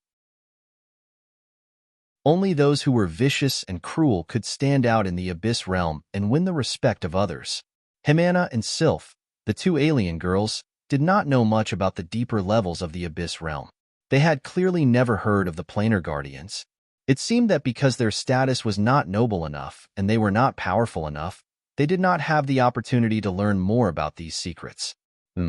It's time to make a trip to War Demon Valley, Han Shuo thought to himself. Then, he looked at the 2 alien girls whose attitude towards him had obviously improved a lot, and smilingly said, "I'm new here. Could the 2 of you introduce me to the master of War Demon Valley?" The 2 alien girls appeared rather awkward after hearing Han Shuo's words. They stammered, not knowing how to respond. Han Shuo stared blankly for a moment. Shortly after, he asked in astonishment, "Could it be that there are some difficulties?" The green-eyed girl named Jimena looked at Han Shuo and said rather embarrassedly, "The 2 of us are just insignificant War Demon Guards serving under Lord Crozius. Before we became a captain of the War Demon Guards, we didn't even have the opportunity to speak with Lord Crozius. I believe we are not qualified to introduce Lord Crozius to you." After hearing Jimena's words, Sylph also hastily agreed. That's right. War Demon Guards are divided into ordinary guards, squad leaders, squadron leaders, and captain. Only a captain can report directly to Lord Crozius. Before the 2 of us become a captain, we are not qualified to do so. It's not that we don't want to help you, but we really can't. Han Shuo's expression turned grave after hearing the 2 ladies' words. Jimena and Sylph possess strength even greater than the sacred grade experts of Profound Continent. Little did he expect that they would only be a squadron leader under the command of a great demon king, and not even a company leader. Han Shuo was well aware of the cruel law of competition in the Abyss Realm. There would never be a situation like on Profound Continent, where a powerless individual rose to power by relying on connections and family clan status. In other words, the captain of Crozius' subordinates must be more powerful than Jimena and Sylph. If that was the case, Crozius, as the master of War Demon Valley, must be even more powerful. In that case, Han Shuo dared not imagine how terrifying the strength of Crozius' master, one of the great demon kings of the Abyss Realm, Demon King Manticore, must be. I see, Han Shuo said with a grave face. After thinking for a moment, he put on a faint smile and said, if that's the case, can I return to War Demon Valley with you? Can you bring me into War Demon Valley and give me an identity? Having learned a little about the Abyss Realm, Han Shuo was certain that the creatures in this Abyss Realm were much more powerful than those on Profound Continent. That made sense. The Abyss Realm was a cruel realm where every creature lived their lives in slaughter. It was only natural that they would be stronger than the creatures on Profound Continent who lived a peaceful life. Han Shuo was certain that Crozius' strength would not be any weaker than his, perhaps even a little stronger. As for the 5 great abyssal demon kings of the Abyss Realm, they were not existences that he could contend against at the moment. It was precisely for this reason that Han Shuo had to be a little more cautious. He did not want to provoke a powerful enemy that he could not contend against for the time being before familiarizing himself with this new world. That won't be a problem. We can bring you into War Demon Valley. Given your strength, you will definitely live a good life in War Demon Valley. If you join Lord Crozius' War Demon Guards, your future will be much brighter than ours, said Sylph. Let's go. This is my first time leaving my hometown. It's a good opportunity to get to know this world, Han Shuo urged the 2 young ladies. The 2 young ladies did not say much. They soared into the sky at the same time, bringing Han Shuo with them as they flew in a certain direction.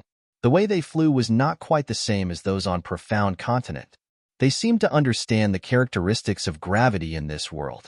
They used the energy in their bodies to form some kind of harmonious resonance with gravity, using elemental energy similar to fighting aura in their bodies as the foundation. When they flew, their legs would kick as though they were walking on flat ground, as though there was an invisible solid ground beneath their feet. For some reason, after learning from Jimena and Sylph about the laws of survival and the powerful creatures of the Abyss Realm, although Han Shuo's mood was somewhat grave, he also felt an uncontrollable excitement. The crueler the world, the more powerful the existence, the more it seemed that Han Shuo's passion for battle would be ignited. As Han Shuo's strength advanced by leaps and bounds, there were fewer and fewer opponents on Profound Continent who could contend against him. Profound Continent was comparatively much more peaceful, which was not conducive to Han Shuo's breakthrough in demonic arts. But in this cruel new world, as long as one possessed formidable strength, one could kill, pillage, and dominate the world, truly unleashing one's inner desires. Perhaps only in this world would one be able to unleash one's inner desires to the fullest. One could break through this realm that ordinary demonic arts cultivators would need 100 years to achieve, and reach the next realm, the 9 Changes realm. One's strength would once again skyrocket. That's right, perhaps only in this world can I truly unleash my inner desires without restraining them. In any case, I will leave this world sooner or later, so I might as well enjoy myself here. As these thoughts crossed his mind, Han Shuo couldn't help but glance at the 2 alien ladies beside him with evil intentions. The 2 alien ladies had an exotic charm that was completely different from the girls on Profound Continent. Their coquettish looks, coupled with their spiked armor, gave off a wild and bewitching allure. What are you looking at? Sylph immediately noticed that Han Shuo's gaze was lingering on her chest and her smooth thighs. She glared at Han Shuo and said in embarrassment. Shrugging his shoulders, Han Shuo chuckled mischievously and said, pure admiration, hee hee. Han Shuo, you're laughing so lewdly. Hee hee, if you can give me another treasure, I can help you obtain Sylph. How about it? Jimena giggled as she looked at Han Shuo, and then shot a provocative glance at Sylph, instigating Han Shuo with evil intentions. In this completely unfamiliar world, Han Shuo told his real name to the 2 girls. He was prepared to use his original name to make a name for himself as a demon king. 5 great demon kings of the Abyss realm. Perhaps there will be one more in the future. Han Shuo was filled with confidence. You little slut. I'll definitely kill you next time. Sylph glared fiercely at Himana and threatened. TCH, if you had that ability, I wouldn't be standing here, Himana said disdainfully. Shortly after, she giggled and said to Han Shuo, What do you think? What do you think of my suggestion? No. Han Shuo laughed mischievously and shook his head, disagreeing with Himana's suggestion. I knew it. Han Shuo shouldn't be that kind of person. Since he possesses such formidable strength, he must have a firm conviction, Sylph said with a complacent smile when she saw that Han Shuo did not agree to Himana's suggestion. I want both of you.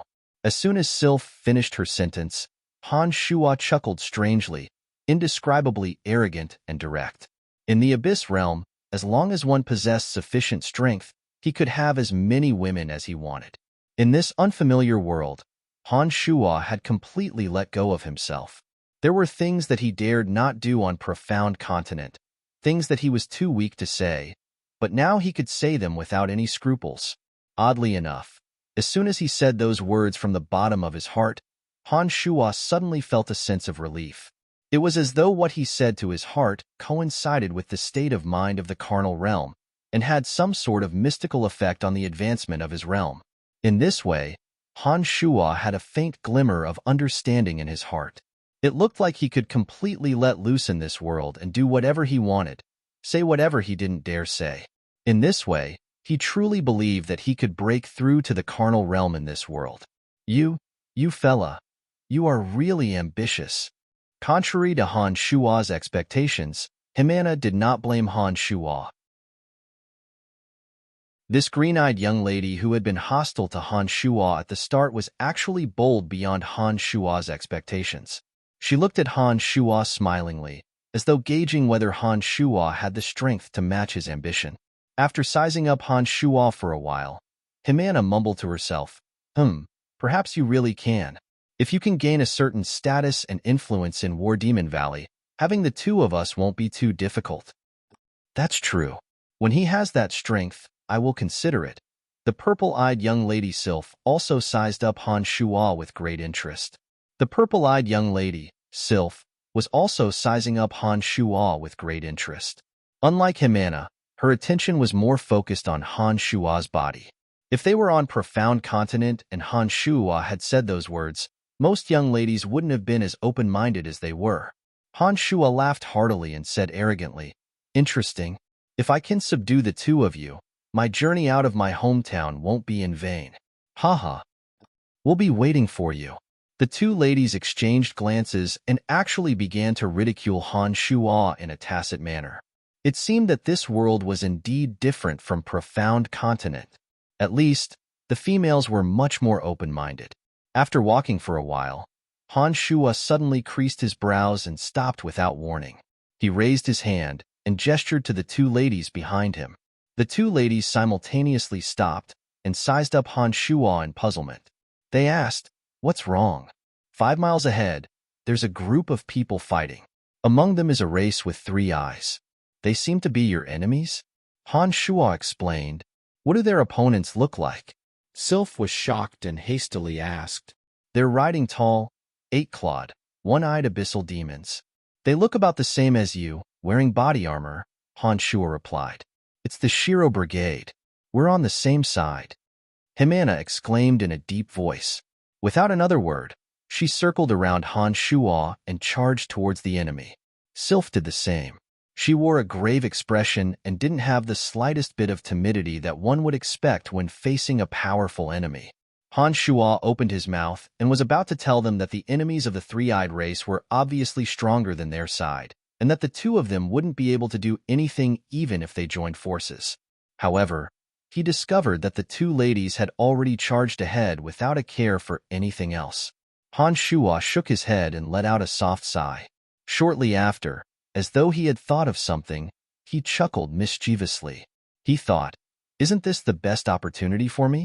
If I make good use of it, not only will I be able to break into War Demon Valley, I might even be able to subdue the two alien ladies.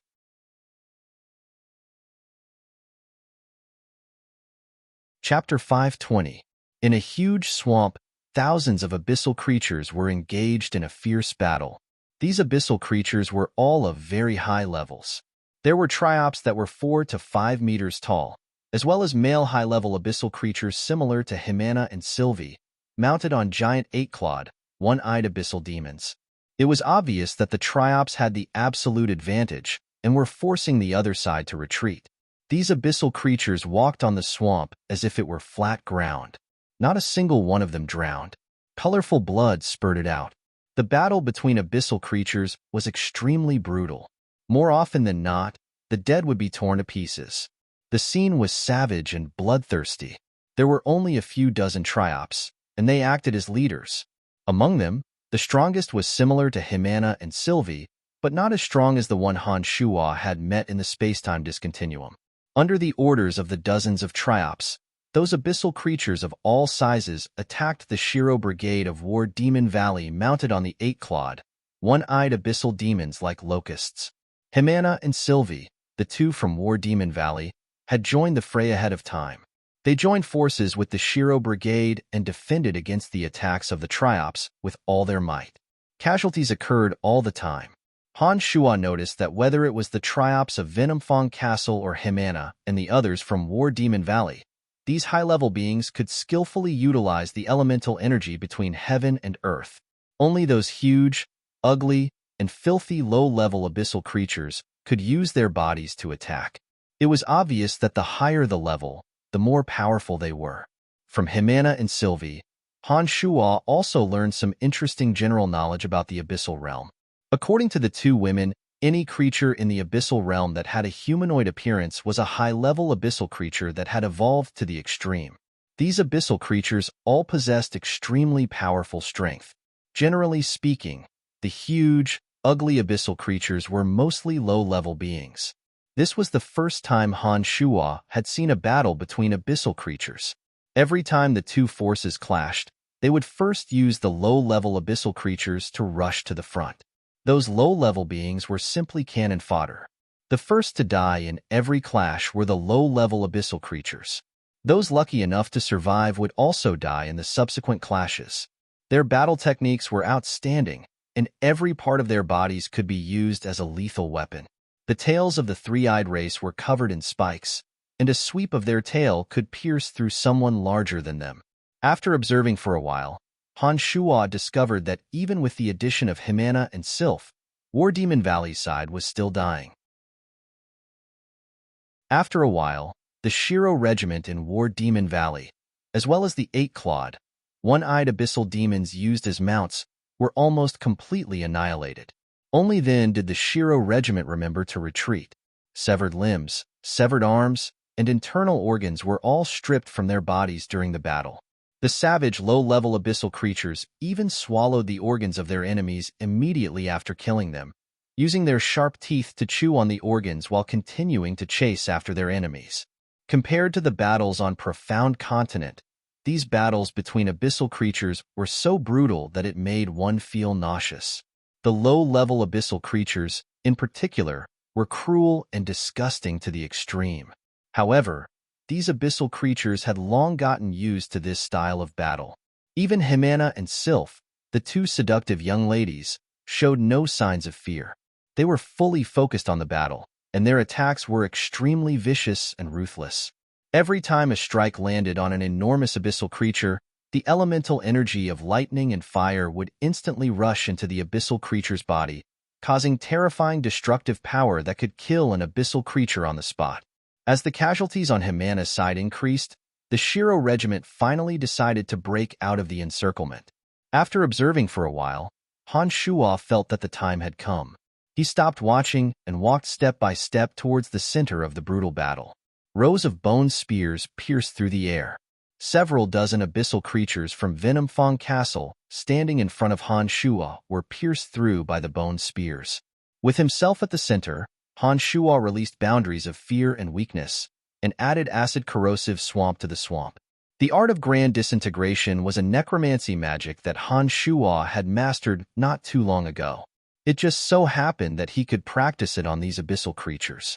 As long as he could successfully activate the art of grand disintegration, Any abyssal creature shrouded by the art of grand disintegration, be it a low-level filthy being or a high-level being of the three-eyed race in human form, would be torn apart by the art of grand disintegration. Soon enough, the Triops discovered Han Shua's presence in the rear. A Triops leader pointed to an expert behind him, indicating for him to take care of Han Shua. More than 200 abyssal creatures of varying levels, including the Triops expert, rushed towards Han Shua. Before they could get close to Han Shua, they landed on the acid swamp, their bodies slowly starting to rot. However, there were some particularly powerful abyssal creatures. Perhaps it was because they were adept at spewing acid poisons, but their bodies were clearly extremely resistant to corrosive poisons. Several dozen abyssal creatures with green skin were enscathed in the acid swamp and charged towards Han Shua. Last time in the space-time discontinuum, Han Shua had resisted for an unknown period of time with necromancy magic alone. These abyssal creatures were similar in strength to the ones Han Shua had encountered in the space-time discontinuum, so they were naturally no match for Han Shua. They used necromancy magic to form a variety of attacks and killed all 200 abyssal creatures. Even that expert from the three-eyed race who came under Han Shua's command was slain by his demonic blades. He did not escape from Han Shua's grasp. For some reason, in this abyss realm, Han Shua had a carefree temperament that allowed him to do as he pleased. While fighting to his heart's content, Han Shua's demonic state of mind was not in the least disturbed. Instead, it was very calm. It was as if Han Shua's actions coincided with the carnal realm's state of mind, causing him to unwittingly undergo some incomprehensible change. After killing more than 200 people of Venumfang Castle in a row, Han Shua felt extremely carefree. He laughed heartily like a demon, unleashing his demonic arts to his heart's content. All abyssal creatures that approached Han Shua were cut down by the demonic blades. Not a single one was spared. In the blink of an eye, Han Shua had cleared a path and arrived at the Shiro Regiment where Himana and Sylph were. The Shiro Regiment of War Demon Valley had obviously learned from Himana and Sylph that Han Shua was a friend and not a foe. Seeing Han Shua's astonishing strength, each and every one of them revealed looks of delight. Han Shua did not unleash all of his strength. Otherwise, if he summoned a sea of undead creatures, Han Shua could even wipe out all of these people of Venumfang Castle in one fell swoop. He understood that in an unfamiliar environment, it was very necessary to conceal some of his means. Only by keeping some of his special skills could he better protect himself. I'll take care of the aftermath. Let's retreat first, Han Shua said heroically, winking at Himana and Sylph. The two alien girls watched as Han Shua slaughtered his way through the densely packed enemies of Venumfang Castle.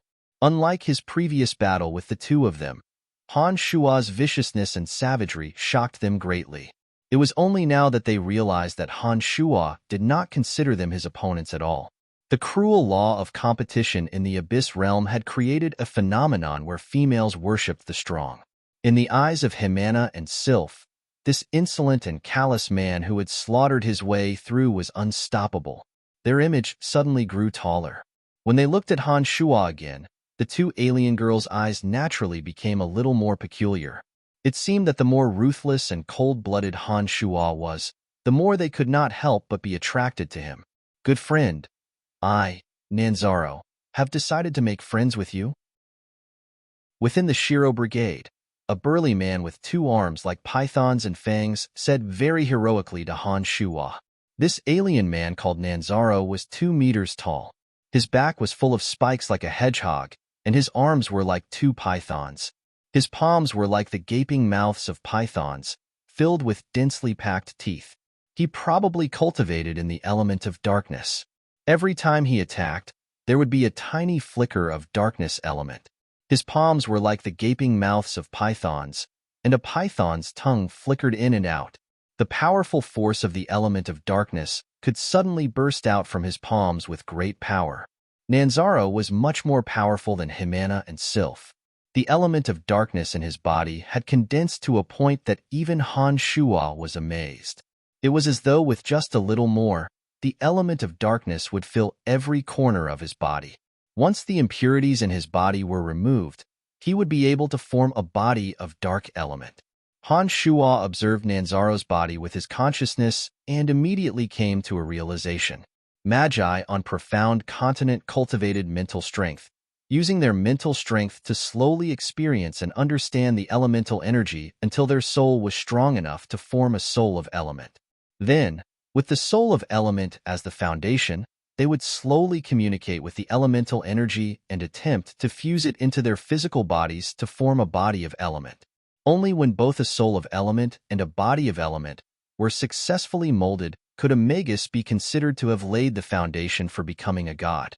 This abyss realm was different from the profound continent. They seemed to place more emphasis on fusing elemental energy with their bodies. Judging from Nanzaro's body, the path they took was to first connect their bodies with the elements, and then slowly cultivate to form a body of element. On profound continent, even without the aid of an origin crystal, a magus could spend decades or even centuries to comprehend the elemental energy with his soul and gradually form a soul of element. However, on profound continent, while there were some magi who could form a soul of element, those who could form a body of element were few and far between. That was because, from the very beginning, magi focused on the utilization of their soul and mental strength, sensing and manipulating the elemental energy with their soul. After decades or even centuries of communicating with the elemental energy, once they comprehended a certain abstruse realm, they would be able to form a soul of element without the aid of an origin crystal. However, as they had never cultivated their bodies to begin with, it was almost impossible for magi to form a body of element. They had no idea how to do it. As far as Han Shuo knew, there were magi on profound continent who could form a soul of element, but it would be extremely difficult for them to form a body of element. On profound continent, it was an almost unsolvable problem for magi to form a body of element. Even the few experts who became gods by luck would never divulge the secret of their ascension, or perhaps they were just ignorant about it. This step was simply too difficult. That was why so many magi were forever stuck at this step, never having the opportunity to touch upon the path to godhood. Looking at Nanzaro before him and thinking about Himana and Sylph, Han Shuo suddenly had a realization. The path they took was the opposite of profound continent. In that case, they should know more about how to form a body of element. However, as they focused on the cultivation of their bodies, the difficulty of forming a soul of element with their souls was as difficult as the magi on profound continent forming a body of element with their bodies. The two worlds had completely different ways of utilizing elemental energy. Han Shuo could be considered to have some understanding of magi.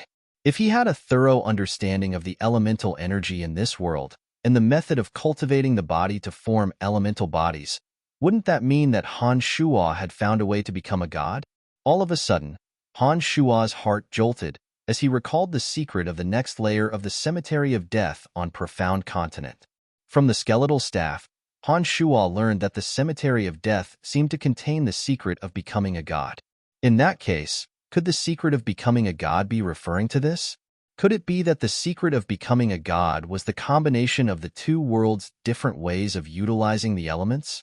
If the truth was as Han Shuo guessed, could it be that the original master of the cemetery of death had once come to this abyss realm? Could it be that he had comprehended the true secret of becoming a god from the two worlds' completely different ways of utilizing the elements? The more Han Shuo thought about it, the more a vague sense of anticipation grew in his heart. For some reason, Han Shuo felt that his guess might be correct. Perhaps the master of the cemetery of death had once come to the abyss realm, or perhaps a plane similar to the abyss realm. That was why he was able to combine the cultivation wisdom of two worlds and comprehend the way to become a god. Han Shuo, what's wrong? Himana asked in a rather flustered manner when she saw Han Shuo staring at Nambro with glowing eyes. Nambro's heart grew colder and colder after being stared at by Han Shuo's glowing eyes for a good while. He put on a smile that was uglier than crying and said to Han Shuo, "Friend, I'm not the kind of person you think I am. I'm sorry, if you really have such thoughts, I can introduce you to a few others with such hobbies. But don't look for me. I beg of you, don't look at me like that."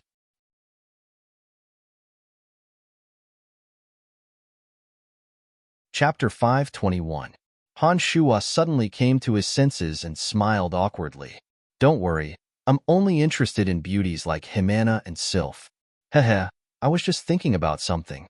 Nambro heaved a sigh of relief at his explanation. He laughed heartily and said, Thank you this time. You're welcome. We haven't broken out of the encirclement yet, have we?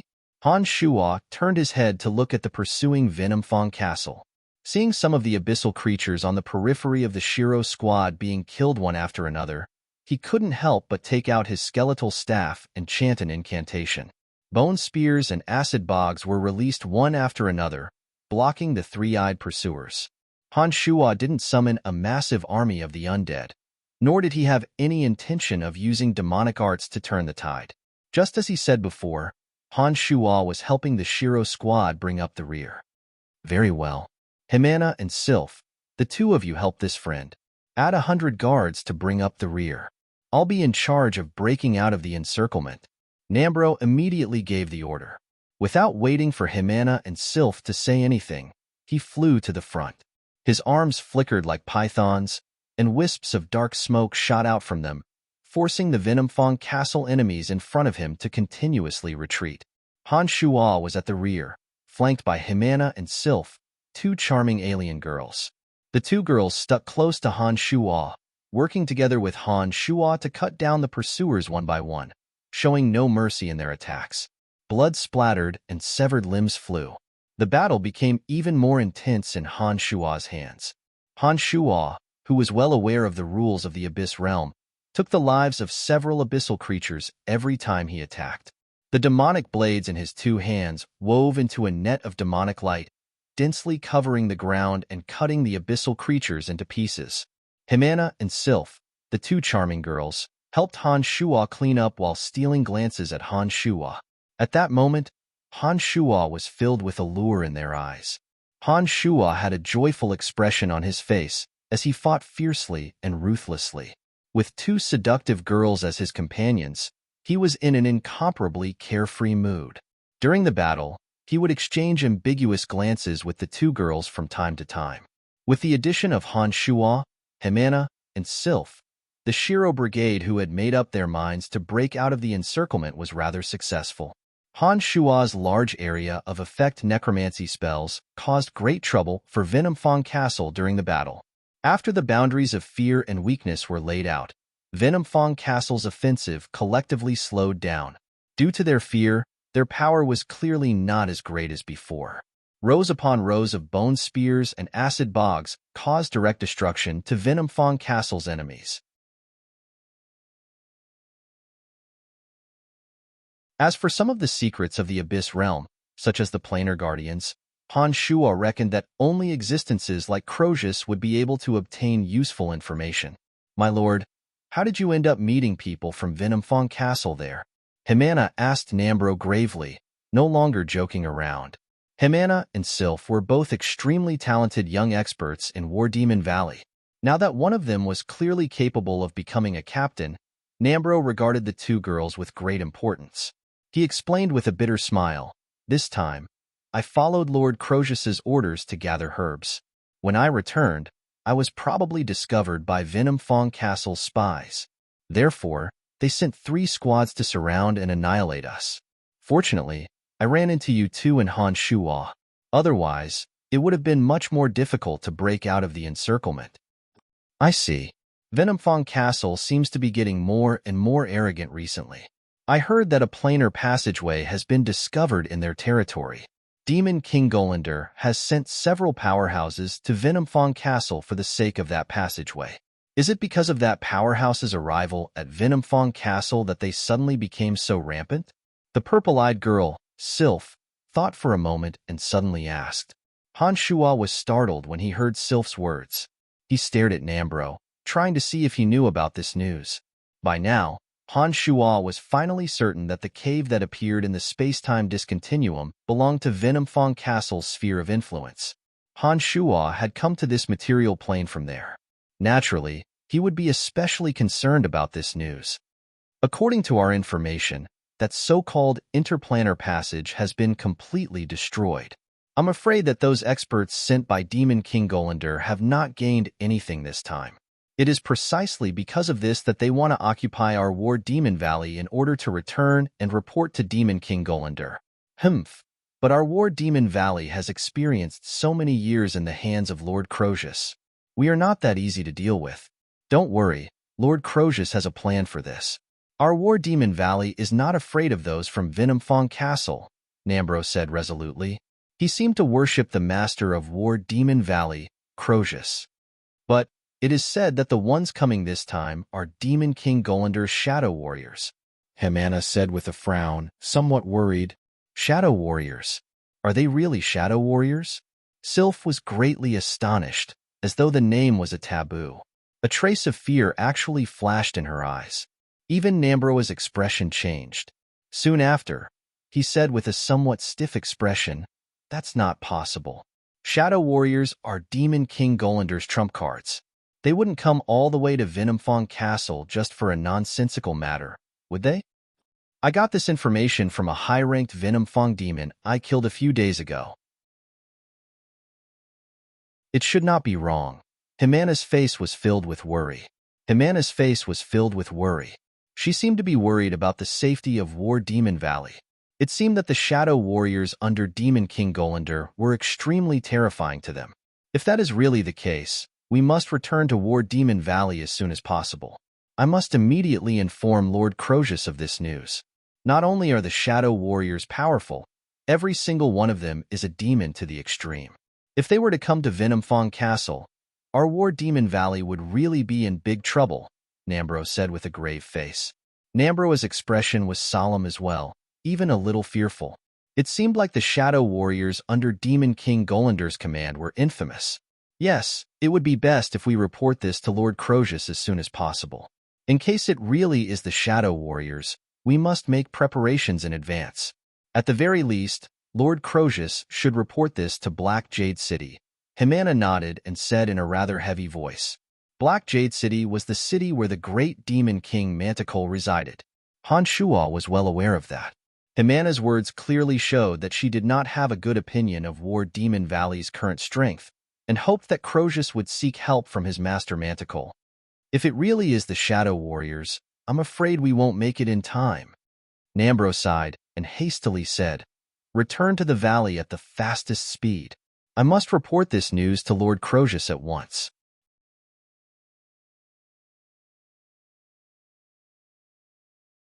Chapter 522. There was no alternation of day and night in the Abyss Realm, but every few days, one would suddenly be plunged into pitch-black darkness, as though the entire Abyss Realm would be shrouded by a thick layer of black cloth. At that time, one would not be able to see one's surroundings without the aid of external objects or light. In the Abyss Realm, time was measured by the sudden onset of darkness. The arrival of such a pitch-black night was equivalent to a day on Profound Continent. However, the interval of one day was equivalent to the passage of half a month on Profound Continent. With this method of measuring time in the Abyss Realm, 3 days later, Han Shuo finally arrived at War Demon Valley under the lead of Nambro, the leader of the Shiro Brigade. Along the way, Han Shuo had heard too many descriptions of War Demon Valley from Nambro, Hemana, and Sylph. It was only when he actually arrived that Han Shuo realized that the valley was not quite the same as what they had described. War Demon Valley was much larger than Han Shuo had expected. At first glance, it looked like a city of demons. Abyssal creatures of all shapes and sizes were entrenched on the 100-meter-tall city walls. War Demon Valley was more like a city than a valley. The size of the city gate shocked Han Shuo. From the gate, it looked like a demon baring its fangs and brandishing its claws. Above Han Shuo, flying abyssal creatures hovered above the city gate. In Han Shuo's eyes, this War Demon Valley was filled with a sense of rugged savagery. Perhaps because the abyssal creatures were especially large, the entire War Demon Valley was as large as a bare mountain. Following behind Nambro, the party arrived in front of the enormous city gate. The guards on the gate recognized Nambro. As soon as they saw the Shiro Brigade, they immediately opened the gate for them to enter. After entering War Demon Valley, Han Shuo observed for a moment and discovered that there were all kinds of abyssal creatures in this War Demon Tanai. The larger ones were over 10 meters tall, while the smaller ones were only the size of an infant. These abyssal creatures were of all shapes and sizes, but all of them appeared sinister and ferocious. Of course, the most common ones were humanoid creatures such as Sylph and Himana. War Demon Valley was originally a place where high-level creatures gathered. The abyssal creatures that resided there were all extremely powerful. Those enormous abyssal creatures were merely the mounts or subordinates of those high-level creatures. As soon as they arrived at War Demon Valley, Nambro of the Shiro Regiment immediately said to Han Shuo, "Friend, I have to go see Lord Crozius first. You stay with Himana and the others for the time being. I will tell Lord Crozius about your situation. You have helped us this time, and you possess great strength. I believe Lord Crozius will treat you well." Nodding his head, Han Shuo agreed. "Okay, you can go." Nambro smiled apologetically at Han Shuo without further ado. Soon after, he left the place and headed towards a huge black stone building that stood 300 to 400 meters tall. This huge black building was supported by towering black stone pillars. The building occupied an area of 2,000 meters. At first glance, it naturally gave off a dignified and solemn pressure. As soon as Han Shuo entered War Demon Tanai, he immediately paid attention to this enormous building. Apart from the fact that this building was the tallest and most majestic building in War Demon Valley, Han Shuo felt that there was an extremely powerful existence inside. Needless to say, Han Shuo knew that the being inside must be the master of War Demon Valley, Crozius. In the Abyss realm where the strong were revered, since Crozius was the master of War Demon Valley, then his strength was definitely the strongest in War Demon Valley. With his consciousness unfolding, Han Shuo took in almost all the experts in War Demon Valley. Han Shuo's consciousness could sense that there were 6 demigod experts in War Demon Valley. However, Crozius, who was inside the majestic building at the center, had an aura that was even more powerful than those 6. After narrowing his eyes and carefully sensing for a moment, Han Shuo was almost certain that Crozius possessed divine strength. 1 War Demon Tanai, 6 demigod experts, and 1 true god realm existence. The Abyss realm was indeed a terrifying place. By now, Han Shuo had a general understanding of the overall strength of the Abyss realm. Just from listening to Himana and Sylph's introductions, Han Shuo was unable to form an accurate understanding of the Abyss realm. It was only now, after observing these experts in War Demon Valley, that Han Shuo realized that the overall strength of the Abyss realm was not just a little bit higher than that of Profound Continent. On Profound Continent, Han Shuo was already a character at the apex of the pyramid. However, based on what his consciousness could sense, Han Shuo's current strength could only be considered slightly above average in this Abyss realm. For the Master of War Demon Valley, Crozius, to possess divine strength meant that not only had his physical body formed a body of element, but his soul had also formed a soul of element. Judging from the fact that all creatures of the Abyss realm had refined their physical bodies, it was obviously not an easy task to form their soul into a soul of element. For Crozius to be able to do it made Han Shuo feel rather incredulous. Himana, Lord Crozius, can the soul also cultivate and utilize elemental energy? Han Shuo couldn't help but ask Wonder Girl beside him. That's about it. People like us, even if we cultivate to the pinnacle, cannot refine the energy into our brains. Look at Nambro. He has also cultivated his physical body to a rather formidable stage.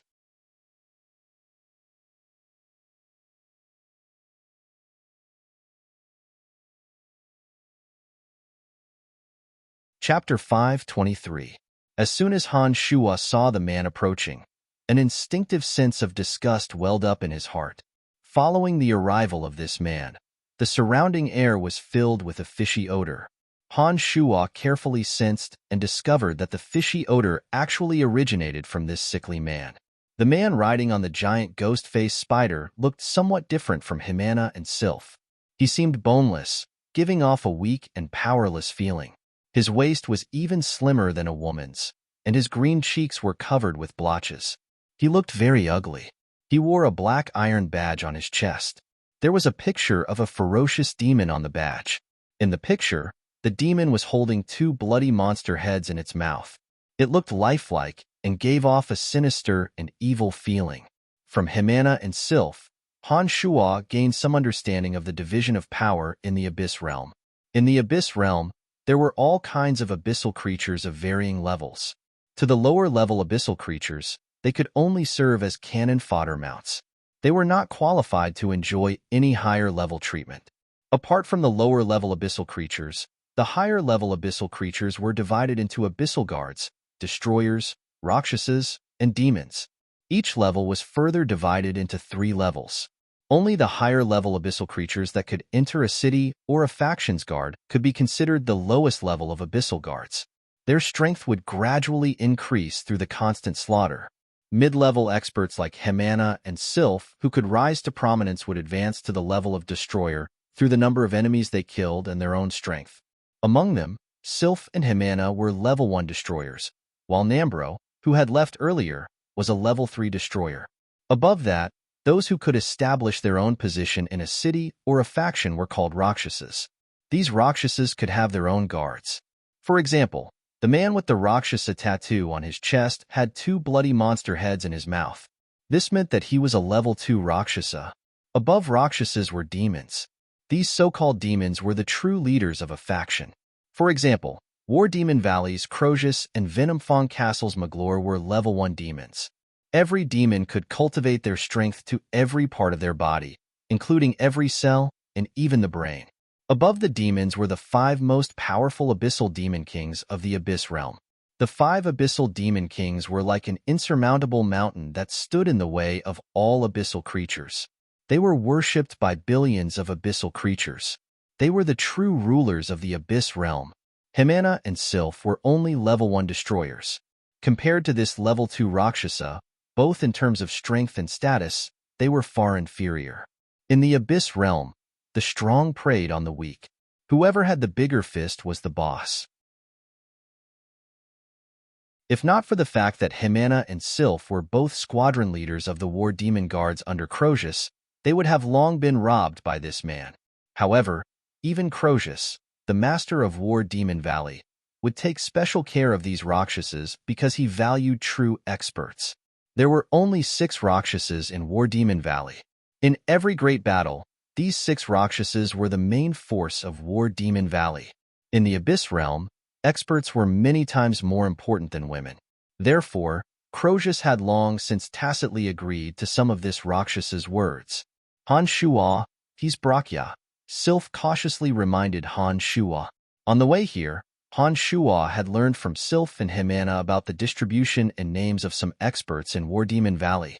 He had heard of Brakyara's deeds, and also knew that he was one of the 6 Rakshasas of War Demon Valley.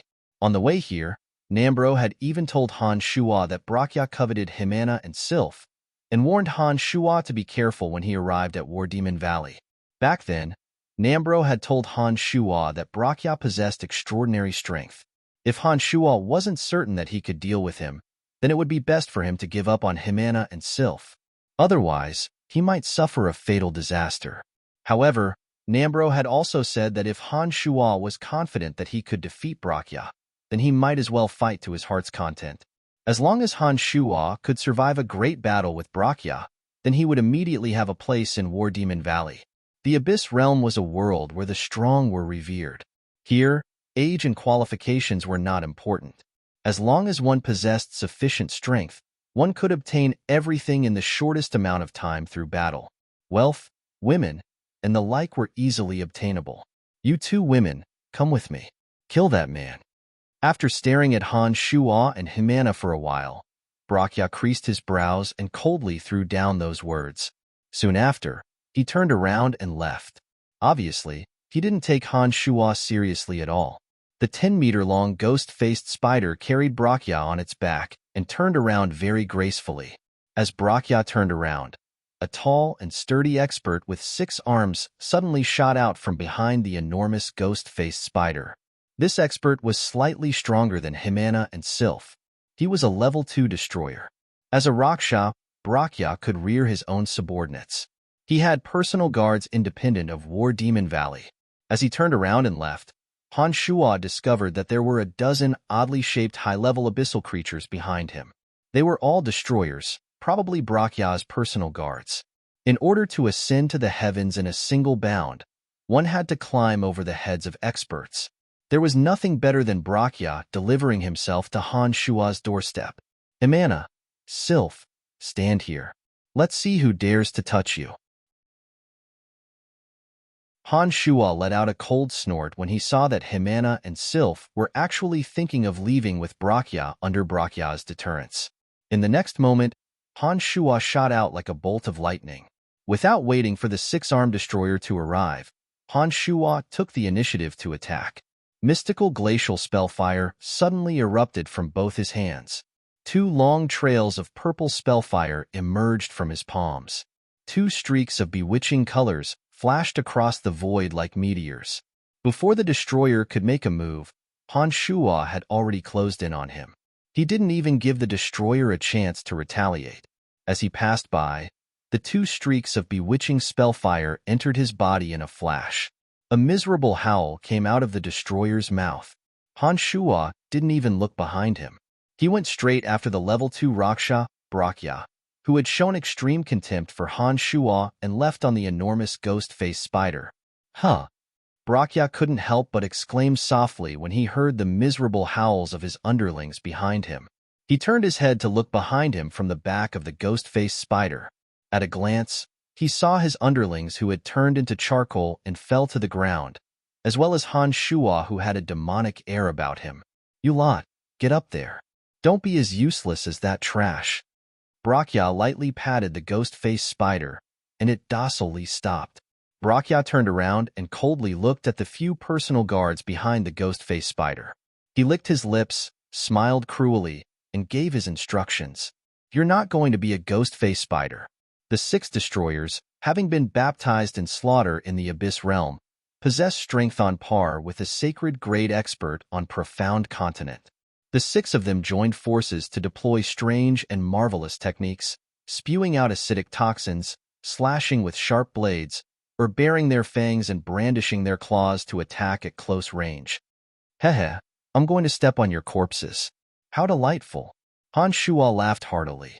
For some unknown reason, whenever Han Shua unleashed his demonic arts in this Abyss realm, he would have a carefree and unrestrained feeling. When the 6 destroyers under Brakya's command came head-on, Han Shua's carefree and unrestrained feeling grew even stronger.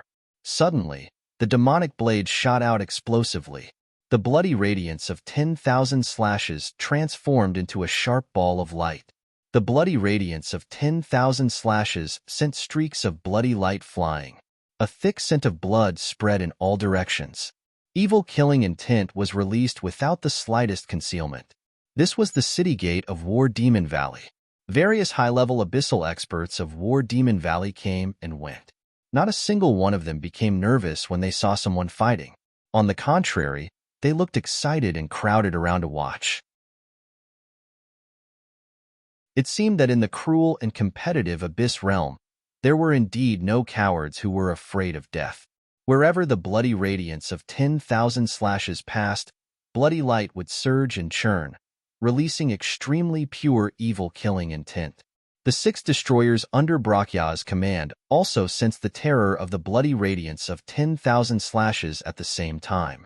They, who were originally surrounding Han Shua, hastily dispersed. Like a celestial maiden scattering flowers, the bloody radiance of 10,000 slashes suddenly exploded. Hundreds and thousands of bloody lights shot out like the spikes of a hedgehog. Those bloody lights seemed to have a mind of their own. All of them actually shot toward the 6 destroyers under Brakya's control. The 6 oddly shaped destroyers resisted the bloody radiance of 10,000 slashes with great difficulty. The 4 destroyers that were further away from the bloody radiance of 10,000 slashes barely managed to block it. However, the 2 destroyers that were too close to the bloody radiance of 10,000 slashes did not have the time to move away. The bloody radiance of 10,000 slashes immediately pierced through their hard bodies.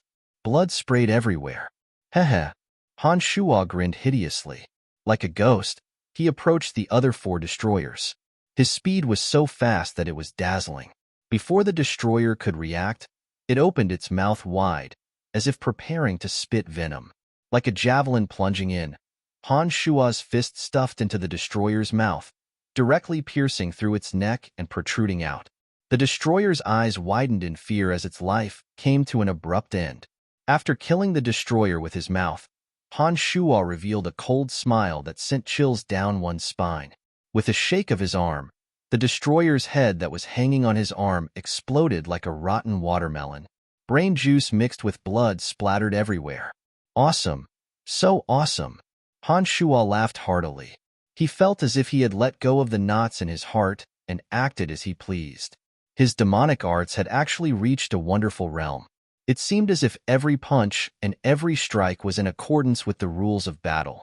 Not only did demonic Yuan provide him with an endless supply of strength in an extremely smooth manner, even the demonic infant seemed to be trembling in joy. Han Shua could sense that this kind of battle seemed to have sublimated his state of mind. Do as you please, do as you please. As long as you act in accordance with the state of mind of the carnal realm, then you will definitely be able to break through to the carnal realm and the abyss realm. Han Shua suddenly had this confidence. Brakya, don't send these subordinates to their deaths. Only you are worthy enough to fight me. Han Shua's heroic spirit soared. Ignoring the remaining destroyers, he grinned maliciously and chased after Brakya, who was riding on the ghost-faced spider, showing off his abilities. The Abyss Realm was a world that worshipped the strong and killed gods. Han Shua's insolence and ferocity immediately won the approval of all the onlookers. These people nodded and praised Han Shua's might from the bottom of their hearts. Young ladies like Himana and Sylph had their eyes rippling with extraordinary splendor. They looked infatuated as they looked at Han Shua, who was as imposing as a demonic god. They seemed somewhat infatuated. Han Shua's demonic blades shone brilliantly. The demonic blades condensed from his fingernails might seem a little odd in the profound continent, but in this abyss realm, they appeared to be very ordinary. It was only when the mystical glacial spellfire was infused into them that they revealed a purplish-red radiance. On top of the ghost-faced spider, Brakya, who was a level 2 Rakshasa, had water element permeating every cell in his body. He had clearly formed a body of water element. When he saw Han Shua chasing after him while laughing wildly, Brakya's disdainful expression had long vanished and was replaced with a solemn one. Brakya was well aware of Han Shua's terrifying strength after killing 3 of his subordinates in a thunderous manner. While he was wondering why such an expert would suddenly appear in War Demon Valley, he also condensed the water element in his body. When Han Shua arrived, he suddenly discovered that Han Shua had soared into the air like a water snake. With every cell in his body filled with water element, that human's body was unbelievably soft. He wriggled like a python towards Han Shua. The demonic blades unfolded in the wind. Chilly winds blew, and demonic flames flickered. The snowflake-like blade rays pierced Brakya's body. Contrary to Han Shua's expectations, Brakya, who had cultivated the water element to every cell in his body, was immediately severed by the demonic blades like flowing water. However, not a single severed limb flew off his body. Brakya, on the other hand, took advantage of this opportunity to immediately stick close to Han Shua. He even had the leisure to say disdainfully, "Where did this lowly race come from? To actually attack me with such a foolish method. How foolish! Cut water with a blade. The water will flow even more." This was the most realistic description of how the demonic blades landed on Brakya's body. With the water element condensed in every cell in his body, Brakya's body had already reached the pinnacle of the supple force of water. He was completely unafraid of this kind of physical attack. This greatly exceeded Han Shua's expectations. "All right then, I'll give you something fierce." Han Shua laughed heartily. He had already come up with a countermeasure to deal with Brakya.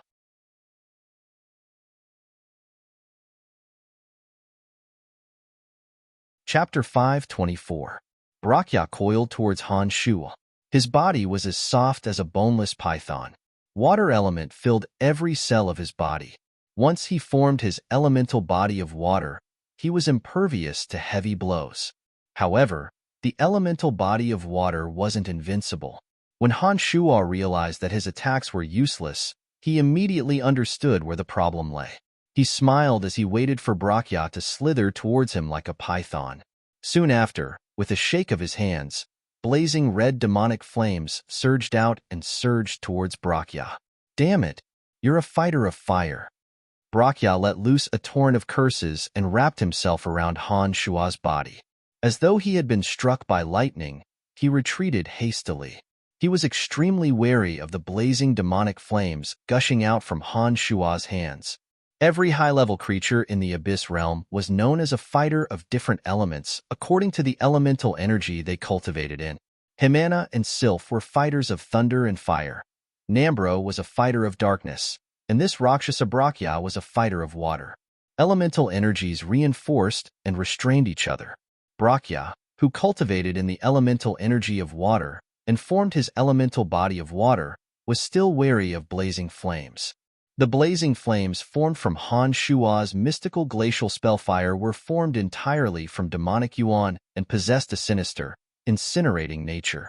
Therefore, as soon as the two flames appeared, Brakya immediately felt the scorching heat.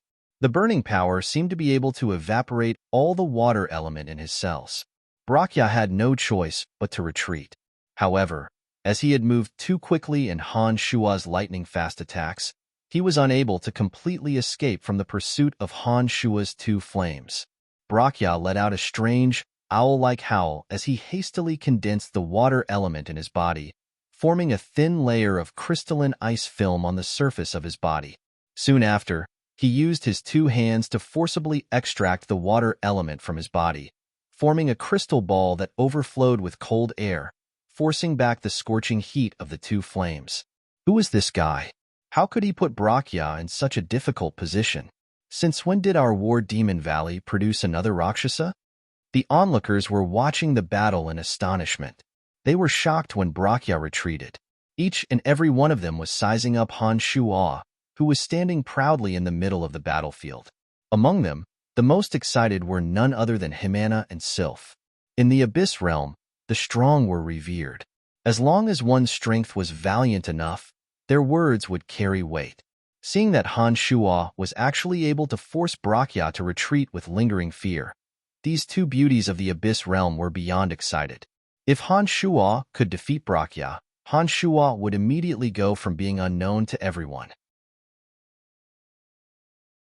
When that time came, Lord Crozius would surely treat Han Shua well. Once Han Shua could establish his identity as a Rakshasa, if Han Shua was willing to accept the two of them, almost no one would be able to stop him. The strong were revered. This was an irrefutable truth of the Abyss realm. Himana and Sylph had unwittingly developed a favorable impression of Han Shua during their interactions with Han Shua. His arrogance, callousness, and domineeringness were deeply imprinted in the hearts of the two charming ladies. Now that they saw Han Shua slaughtering his way through like a demonic god, the hearts of the two young ladies rippled. They couldn't help but want to throw themselves into Han Shua's arms and let Han Shua bully them as he pleased. Is this fierce enough? Han Shua teased. He launched wave after wave of swift and fierce attacks at Brakya. Ever since Han Shua entered the carnal realm, he had been restrained by all sorts of restrictions on Profound Continent. He couldn't unleash his natural desires to the fullest, causing his strength to stagnate. However, upon arriving on Profound Continent, the knot in Han Shua's heart was untied. Although he did not deliberately cultivate, his state of mind and strength had been advancing by leaps and bounds. He could clearly sense that his strength was much stronger on Profound Continent than on Profound Continent. This level 2 Rakshasa with demigod strength was indeed somewhat inferior to Han Shua, whose strength had advanced by leaps and bounds in the Abyss realm. Under Han Shua's swift and fierce attacks, Brakya could only parry. After learning that Brakya's physical body and the element of water had become one, Han Shua no longer used the sharpness of a sharp weapon to attack his physical body. In every attack, Han Shua would either mix in the blazing energy of the mystical glacial spellfire or directly attack with the indestructible internal destructive power of demonic yuan, causing Brakya to suffer unspeakable pain. His body of element was also badly damaged. In the eyes of the onlookers, Han Shua had completely gained the upper hand. This young man who appeared out of nowhere was like an unsheathed sharp weapon, possessing an invincible sharpness. This kind of sharpness was so outstanding in the Abyss realm. Many of the foreign abyssal race ladies who were not inferior to Jimena and Heidi even boldly cheered for Han Shuo, casting coquettish glances at him one after another, taking the initiative to make a mess of things. The Abyss realm worshipped true experts, especially some young ladies. They would take pride in being able to make love with such an expert. The open-minded Abyss realm had no shortage of beautiful and bizarre young ladies of various races. However, it was not so easy to come across an arrogant expert. This time, Han Shua's domineering display had left an unerasable impression in the hearts of these foreign ladies. They wished they could throw themselves into Han Shua's arms and wait for Han Shua to come and pamper them. There were many races in the Abyss realm. There were beautiful women of all shapes and sizes. Other than seductive ladies like Sylph and Jimena who were covered in armor and spikes, there were also women with extremely slender legs. Those young ladies had spotlessly white skin and wings like swans. They were so pure that they looked like the angels Han Shua had heard of before. There were also some strange race women whose bodies were extremely sexy. Below their tall and unrestrained twin peaks, their slender waists were breathtakingly thin, and their jade-like buttocks were incomparably perky, setting off their wheat-colored skin and gorgeous faces, and they were filled with an enchanting wild flavor. Each and every one of these alien women were either charming, pure, sexy, or wild. Due to their different body structures, every one of them was somewhat peculiar. Compared to the monotonous females Han Shua had encountered on Profound Continent, the alien beauties here dazzled Han Shua. The Abyss realm is indeed a marvelous place. It seems that this trip won't be in vain, Han Shua thought to himself. His attack, however, wasn't careless. Bam! A punch infused with 7 streams of flame energy landed on Brachya's chest. As soon as the 7 streams of flame energy entered Brachya's body, they slithered on the surface of his body like several bright red snakes, rapidly destroying his flesh wherever they passed. Brachya howled miserably in pain as his body was sent flying high into the air. A disgusting stench suddenly emanated from Brachya's body. At this moment, Jimena and Sylph were looking at the women around them with enmity, as though Han Shua had suddenly become their exclusive property. They were unwilling to let those women who could not wait to kneel before Han Shua, waiting to be pampered, take another look at him. Watch out! Watch out for Brachya's killer move. A tall and beautiful woman with snow-white wings suddenly cried out. This beautiful woman with skin as fair as snow was fluttering gracefully in the wind. She looked like a beautiful angel from a fairy tale world. However, her beautiful face was currently filled with worry.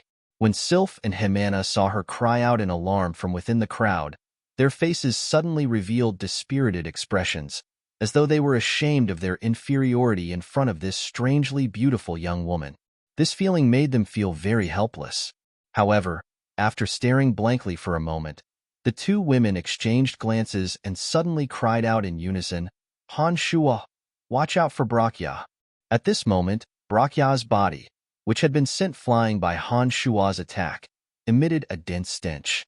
Han Shua raised his head and saw that Brachya's entire body had turned into a thick greenish substance, like a huge pustule covering Han Shua from top to bottom. Brachya's originally thin body elongated like a liquid, the water element rapidly condensing on his body. Brachya's body was like dirty water being splashed, pouring down from the top of Han Shua's head. In a hurry, Han Shua hastily deployed his protective shield. The pitch-black shield was as thin as a cicada's wing, completely enveloping Han Shua within it. It had to be said that the toxicity of Brachya's body was much stronger than that of those abyssal creatures that Han Shua had encountered previously.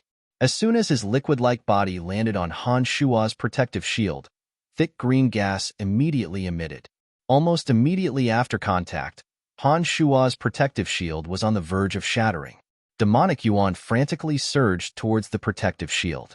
Han Shua's hands shot out streaks of fiery light that landed on the protective shield, roasting Brachya's vicious attack that was attempting to dissolve Han Shua. If it were anyone else, As long as they were unable to form a protective shield on the surface of their body, once Brachya's toxic body came into contact with them, they would definitely be dissolved and corroded. It would be absolutely impossible for them to escape Brachya's vicious attack. However, this time, with the reminder from the surrounding young lady, and with Han Shua's extraordinary protective skill, he just happened to block Brachya's counterattack. When Brachya saw that he couldn't kill Han Shua, and that the thin shield enveloping Han Shua was so indestructible, and that the fiery energy that could harm his body was seeping into his body, Brachya no longer dared to continue corroding Han Shua with his toxic body. He hastily reassembled his body and prepared to flee. Upon closer inspection, Han Shua discovered that Brachya's body resembled a soft-bodied earthworm, except that it was much softer. Seeing that Brachya reassembled his body and was preparing to flee, Han Shua bluntly sent streaks of fiery light into Brachya's body. He also seized the opportunity to attack Brachya's soul with soul tremor magic. As the strength of high-level creatures of the Abyss realm gradually grew, their souls would similarly grow stronger. However, as they did not understand the essential elements of the cultivation of magi on Profound Continent, they had absolutely no idea how to utilize these energies to protect their souls. Han Shua's soul tremor magic attack caused Brachya more pain than the fiery light that struck his body. He immediately collapsed to the ground, howling miserably. Chuckling mischievously, Han Shua cast yet another soul tremor spell. Strands of green liquid gradually overflowed from Brachya's body that was howling miserably. The green liquid was no longer under Brachya's control and slowly flowed out of his body, no longer able to reform like before. Han Shua, you are so fierce. You have seriously injured Brachya. Himana cried out in excitement. She ran towards Han Shua from afar, as though she wanted to throw herself into Han Shua's arms under the watchful eyes of the crowd. When Han Shua saw Himana's stance, although he was delighted, he did not open his arms to welcome her. Instead, he stared at the limp Brachya lying on the ground with glistening eyes, prepared to seize the opportunity to kill Brachya and avoid any future troubles. Battles were commonplace in the Abyss realm. It was perfectly normal to kill one's opponent in a normal battle. Even if Han Shua were to kill Brachya now, it would still be in line with the rules. Just as Han Shua was about to follow up with another attack and finish Brachya off in one go, a loud shout suddenly sounded from a distance, "Friend, please show mercy." As soon as that loud shout sounded, an incomparably valiant, bald, burly man rapidly arrived. As soon as his voice faded, he appeared in front of Han Shua. An enormous aura was naturally released from his body. This bald, burly man was about the same size as Loritan, whom Han Shua had met in the Valley of Sunshine. His muscles bulged out like hills, brimming with explosive energy. As soon as he arrived, the crowd of onlookers all revealed expressions of reverence. They couldn't help but take a few steps back, silently expressing their respect. Himana, who was excitedly throwing herself into Han Shua's arms, abruptly stopped in midair. She respectfully greeted the burly man with some fear. "Lord Kanoya." Kanoya, level 3 Rakshasa, the leader of the 6 Rakshasas of War Demon Valley, was recommended by Crozius to Black Jade City. He was among the next batch of people to meet Demon King Manticore. He was qualified to undergo the Demon King's demonic baptism. As long as he could withstand the baptism, he would become a demon revered by tens of thousands of people. In War Demon Valley, Kanoya was the most powerful expert after Crozius. He was in charge of all the trivial matters of War Demon Tanai, big and small. He was fair and well-liked by the people. War Demon Valley may be facing a tough battle soon, and may need Brachya's assistance. Lord Crozius hopes that you, my friend, can be lenient, Kanoya said in a tone that was neither overbearing nor servile, as he looked at Han Shua and bowed according to the etiquette of the Abyss realm.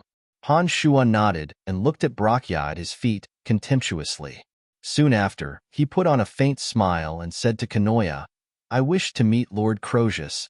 Let's go." "I have specially come to invite you," Kanoya replied in a deep voice with a solemn face. Those with strength would always be put in an important position. After Han Shua proved his ability, the master of War Demon Valley, Crozius, immediately took action.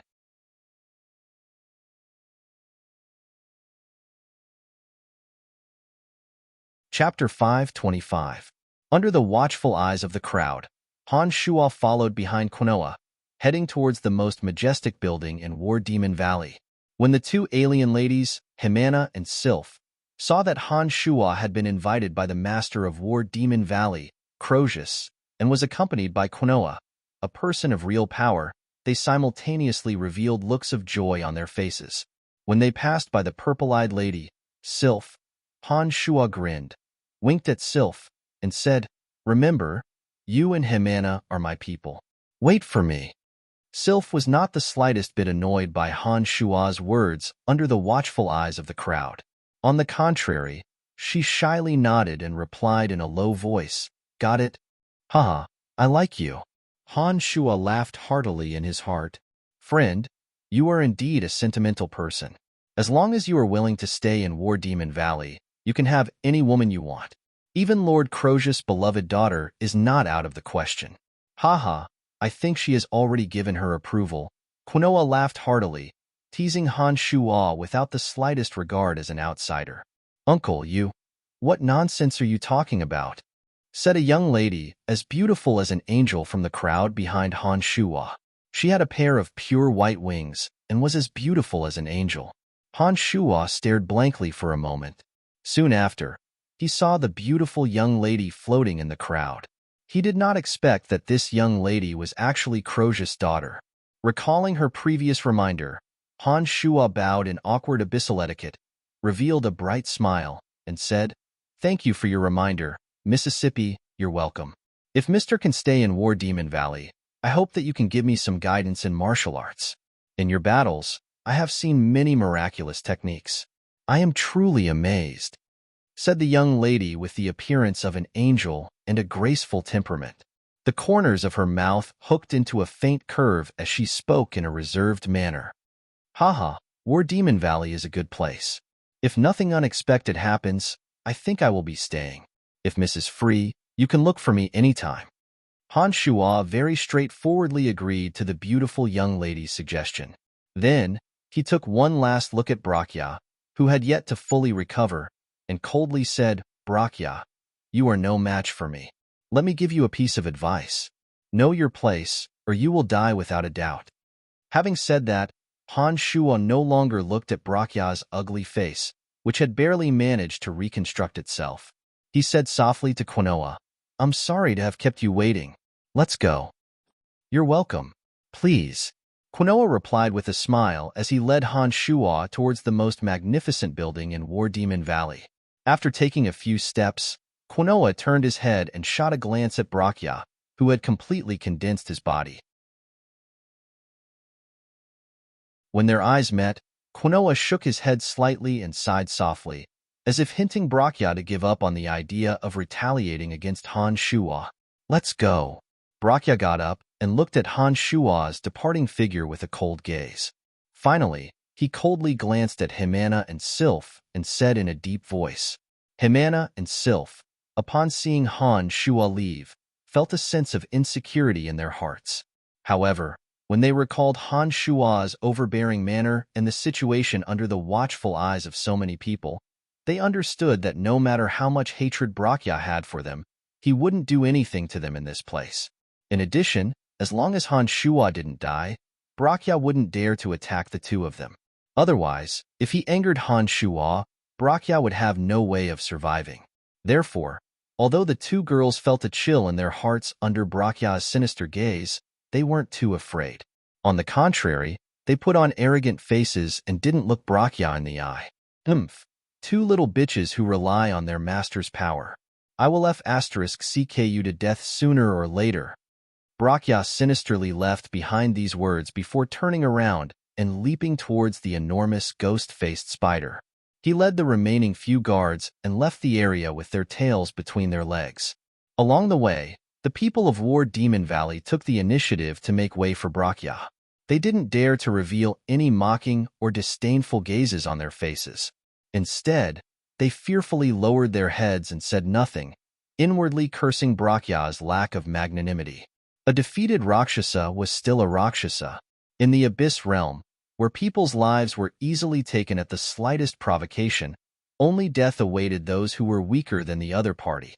Gradually, the onlookers saw that there was no more entertainment to watch and dispersed one by one. Himana and Sylph, after this incident, the hostility between them had lessened significantly. They exchanged glances with each other, their expressions somewhat complicated, before dispersing into the crowd.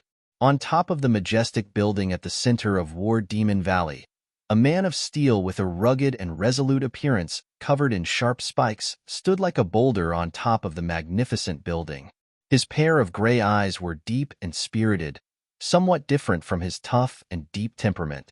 Standing on top of the building with his hands clasped behind his back, this man of steel looked down at the endless stream of citizens below. Behind him, the captain of the Shiro regiment, Nambro, knelt on one knee and kowtowed, not daring to move an inch. "Are you certain that he isn't a spy from Venomfang Castle?" the burly man said in a deep voice without even turning his head. His voice was as deep and powerful as the earth, giving off an extremely obvious sense of oppression. "My lord, he has killed hundreds of men from Venomfang Castle. I believe that he isn't a spy sent by Venomfang Castle. In addition, this man's martial techniques are extremely unique, completely different from the cultivation methods known to the Abyss realm. It may be, as he said, that he came from some ancient race that has been living in seclusion," Nambro answered cautiously, not daring to raise his head to look at the burly man. He buried his head deep in his knees and answered cautiously, not daring to raise his head to look at the burly man. "An ancient race that has been living in seclusion? Hee, how could there be so many ancient races that have been living in seclusion?" This time, when a mysterious spatial passage suddenly appeared over at Venomfang Castle, many experts from Venomfang Castle immediately came to spy on it. For this man to suddenly appear and possess extraordinary strength, it would be a wonder if there are no problems. The burly man snorted coldly. His deep eyes gradually turned to Han Shuo, who had emerged from the crowd. He revealed a thoughtful expression. "My lord is wise. Why don't we capture him first?" Nambro, who had been so familiar with Han Shuo along the way that he had even called him brother, suddenly suggested. "Mediocre." The burly man snorted coldly. Soon after, he said in a deep voice, "Let alone the fact that I have yet to figure out his origins. So what if he really is a spy from Venomfang Castle? Do you think he can overturn the heavens in War Demon Valley by himself?"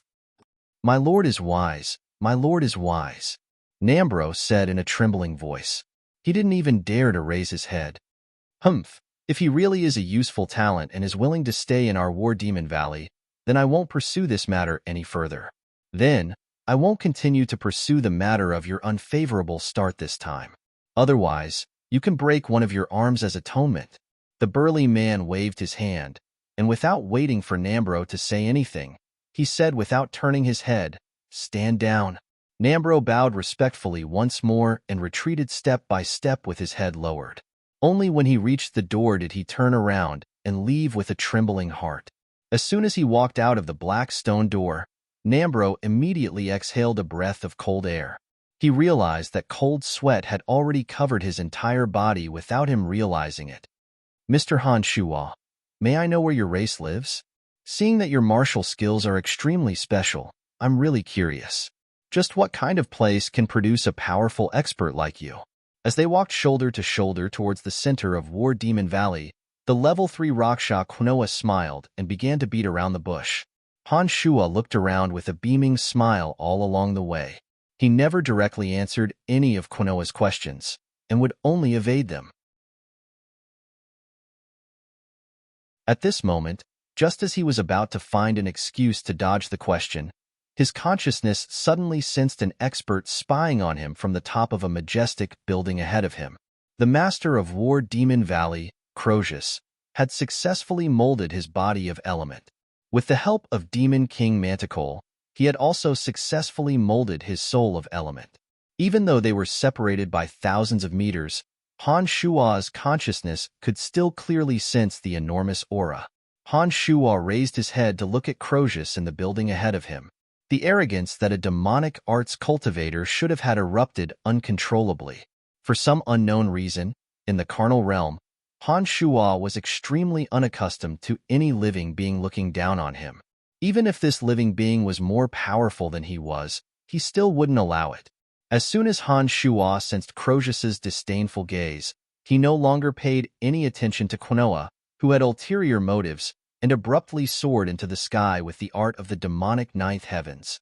In the space of 2 breaths, Han Shuo had already shaken off Quinoa and stood proudly on the top of that majestic building.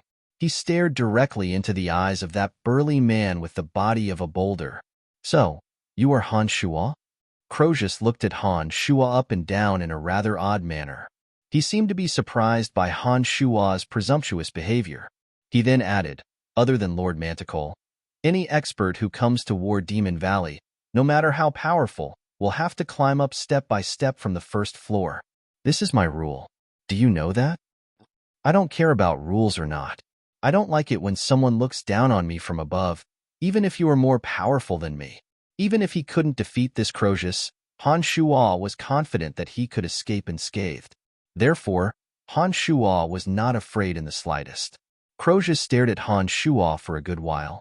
His cold and arrogant gaze first had a few hints of interest. Soon after, Crozius nodded his head, put on an awkward smile, and said, "You have guts. Not a bad young man."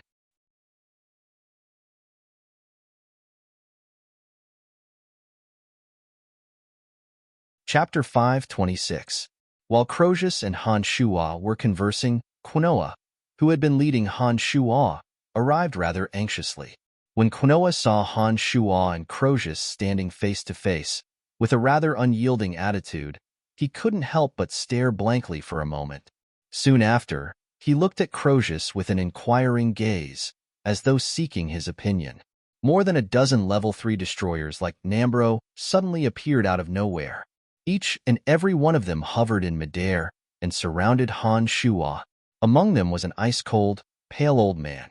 He looked at Han Shuo as though he was looking at a dead man. When he realized that Han Shuo was heavily surrounded, he respectfully turned to Crozius and asked, "My lord, how should we punish this unruly fella?" Crozius looked at Han Shuo thoughtfully. After muttering to himself for a moment, he waved his hand and said, "You may leave." The ice-cold, pale old man was stunned when he heard Crozius' words. He had been in War Demon Valley for so long, yet he had never seen anyone who trespassed without leaving behind some limbs as punishment.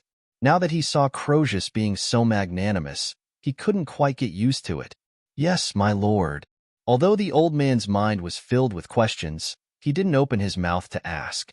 He respectfully nodded his head in acknowledgement and led a group of guards who suddenly appeared like shadows, disappearing stealthily.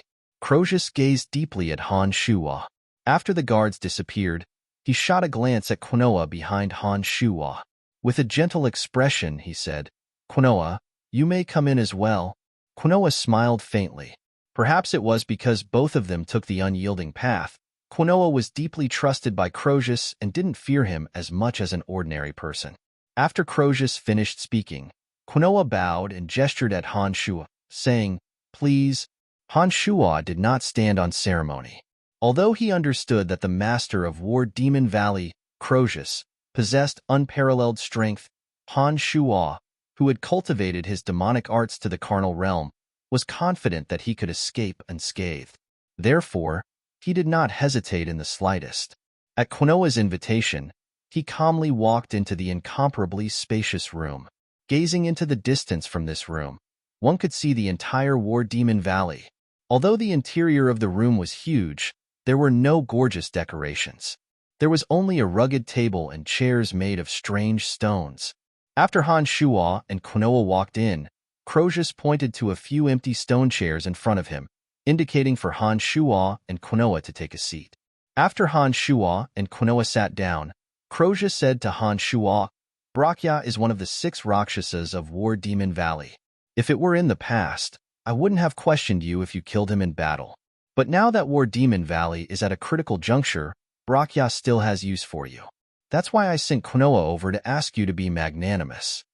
Brakya and I have no enmity." It's only because of 2 women. I believe that after this battle, he will know that he should act within his means. Han Shuo put on a calm smile and chatted with Crozius as if he was an old friend. There wasn't the slightest hint of unfamiliarity. No matter. I will warn him so that he will know his place, Crozius said casually. Then, he creased his brows and lowered his head, as though he was talking to himself, and said, "At first, I suspected that you were a spy sent by Venomfang Castle. However, your unruly behavior just now dispelled my suspicions. If you were really from Venomfang Castle, you wouldn't have met me in such a manner, nor would you have spoken to me like this." At this point, Crozius raised his head. His deep eyes locked onto Han Shua's eyes as he said, "Since you aren't from Venomfang Castle, where are you from? Then, where are you from? What brings you to my War Demon Valley?" Han Shua put on a faint smile. He looked at Crozius and calmly said, "To be honest, I am indeed from the region of Venomfang Castle. It's just that I didn't come from there. The reason why I came to War Demon Valley this time was because I happened to meet Sylph and Jimena. I have a good impression of the 2 of them, so I conveniently rescued the Shiro regiment. I came to War Demon Valley for you. Sylph and Jimena, if you like them, you can have them. Consider them your reward for bringing the Shiro regiment out of the encirclement." Crozius waved his hand, as though Sylph and Jimena were goods in his hands. Then, with a somewhat puzzled expression, he asked, "Why have you come to War Demon Valley to look for me?" "I want to ask if you know anything about the Planar Guardian of the Abyss Realm. I came here from the chaotic space-time tunnel of Venomfang Castle. That space-time tunnel has been completely destroyed. I want to use the Planar Guardian to return to my original plane." Han Shuan knew that there was no need to hide such things from a godly expert like Crozius. In order to avoid arousing suspicions, Han Shuo frankly revealed his true purpose for coming here. Quinoa, who was wearing a smile on his face, and Crozius, the master of War Demon Valley, who was listening to the conversation between the 2, had their expressions changed drastically when they heard Han Shua's words. Quinoa looked at Han Shua in disbelief and exclaimed in a trembling voice, "What? You came from that chaotic space-time tunnel? You aren't from the Abyss Realm? How is that possible? Are you kidding me?" Crozius was indeed worthy of being the master of War Demon Valley. Although his expression had changed slightly after hearing Han Shua's earth-shattering words, his emotions remained relatively stable. However, his pair of abstruse eyes were constantly flashing with bizarre specks of light. This indicated that his mind wasn't as calm as his expression. Han Shua forced a smile and shook his head. He spread his hands helplessly and said, "I would like to say that this is a joke, but it really isn't. Besides, this kind of joke isn't funny at all. I really did come to the Abyss Realm from another material plane. Moreover, I was betrayed by someone, which is why I couldn't find my way back. The reason I came to War Demon Valley this time is to ask Lord Crozius if he knows anything about Planar Guardians. As far as I know, generally, material planes with highly intelligent species have Planar Guardians. A powerful existence like Lord Crozius should be qualified to come into contact with matters of this level, right?" Surprisingly, Crozius, who had always been calm and unruffled, actually revealed an embarrassed expression. Shortly after, he shook his head and said, "I'm sorry, I've never heard about Planar Guardians." Han Shua was stunned. He carefully observed Crozius' expression and confirmed that Crozius really didn't know about the existence of Planar Guardians. This made Han Shua feel an irrepressible sense of dejection. He couldn't help but shake his head and let out a sigh. Very dispiritedly, he said, "How could this be? You don't have to be discouraged. If, as you said, every material plane with highly intelligent species has a Planar Guardian, then the Abyss Realm must have one as well," Crozius said in a somewhat reverent manner when he saw Han Shua looking at him with a burning gaze. "I don't know about Planar Guardians, perhaps because I'm not qualified to know. As long as Planar Guardians exist in the Abyss Realm, I believe Lord Manticore will definitely know about it." Han Shua's expression jolted when he heard those words. He thought to himself that Crozius was right. There were a total of 5 Demon Kings in the Abyss Realm. If Planar Guardians really existed in the Abyss Realm, then there was no way that the Demon Kings would not know about it. The 5 Demon Kings of the Abyss had their own territories and cities. As long as Han Shuo could find them, it wouldn't be difficult to find out about it. The problem was, not only did the 5 Demon Kings of the Abyss possess true divine powers, but they were also true gods in the Abyss realm.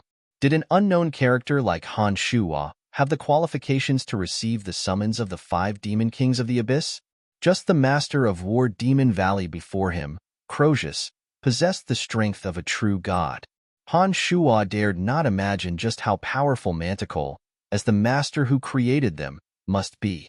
Against this Crozius, Han Shuo was confident that he could escape unscathed.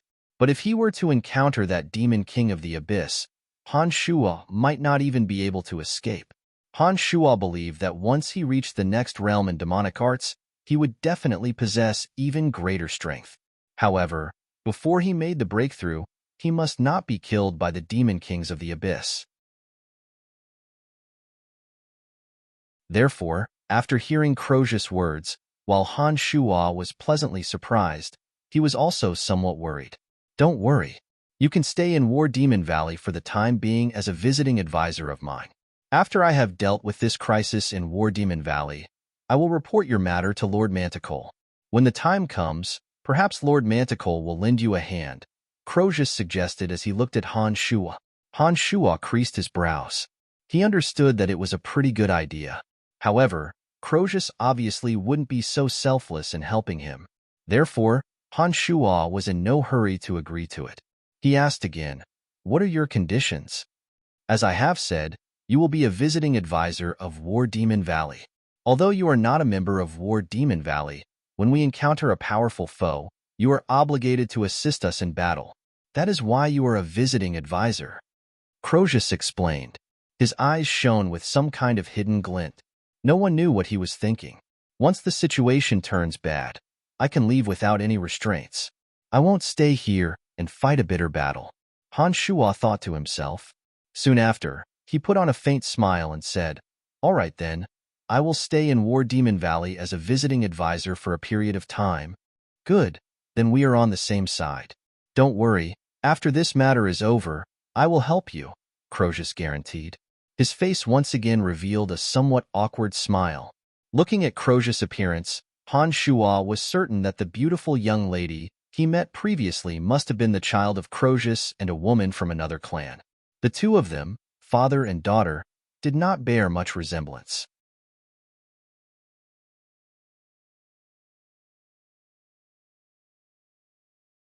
Chapter 527.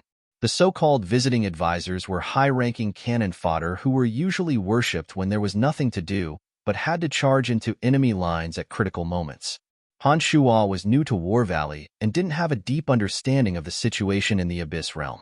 But from Crozius' description, he quickly understood the meaning of visiting advisors. Han Shuo, who had the thought of escaping as soon as the situation was unfavorable, very straightforwardly agreed to Crozius' proposal and reached an agreement with him while feigning civility. As soon as Han Shuo agreed, he immediately ordered Quinoa to arrange a residence for Han Shuo and gave Han Shuo a lead-colored stone tablet on the spot.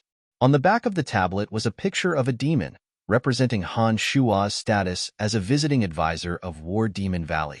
That 3-story building in the center is your house. You have absolute freedom in War Demon Valley. If you need anything, you can let us know at any time. As long as it's not too troublesome, we will do our best to help you, Quinoa said to Han Shuo with a smile, pointing at a 3-story building 6 to 7 meters tall. This was a manor behind Crozius' majestic building.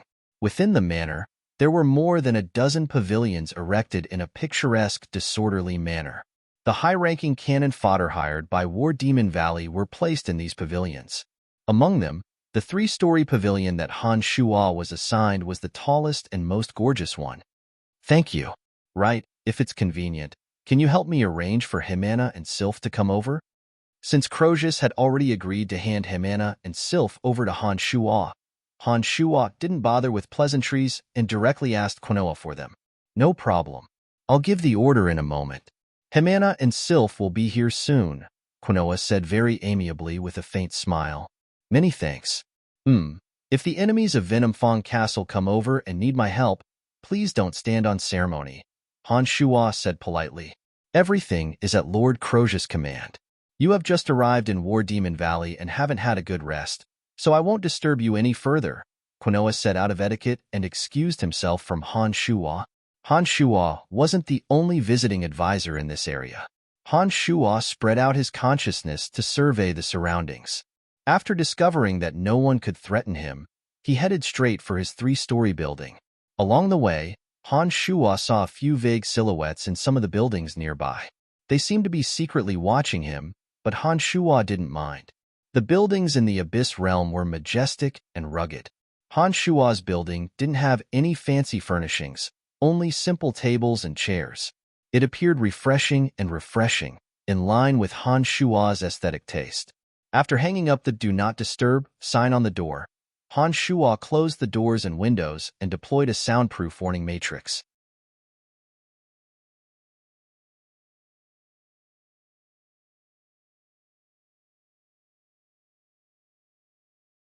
Shortly after, Han Shuo focused all of his mental strength on the three-eyed skull on the skeletal staff. Han Shuo's mental strength carefully entered the three-eye sockets. A wondrous feeling occurred. Han Shuo's mental strength very clearly sensed that the power contained within the three-eye sockets of the three-eyed skull was the densest.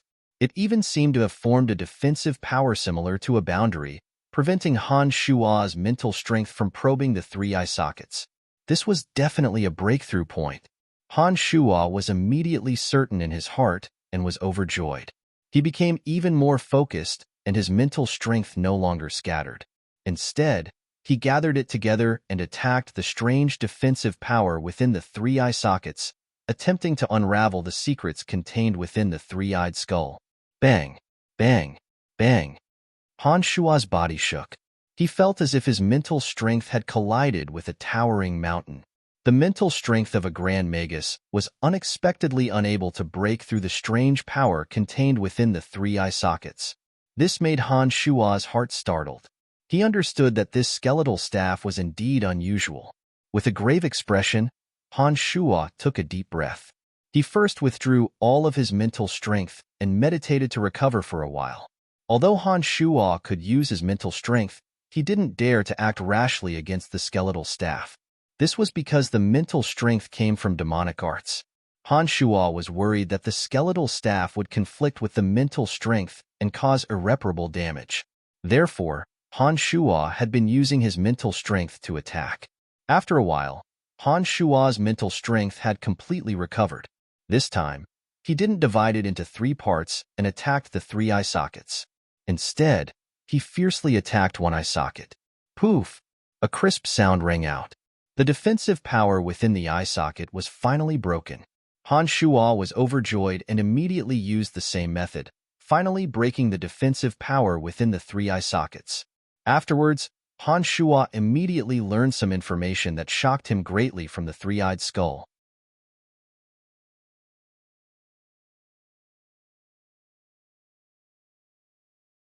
Chapter 528. In the vast and boundless universe, there were innumerable material planes. Every star represented a material plane. Many of these material planes were inhabited by highly intelligent races. Profound Continent and the Abyss Realm were but a drop in the ocean of material planes. At some unknown point in time, some high-level beings learned how to utilize the energy that existed since the beginning of time. Through cultivation, they gradually gained incomparably terrifying strength.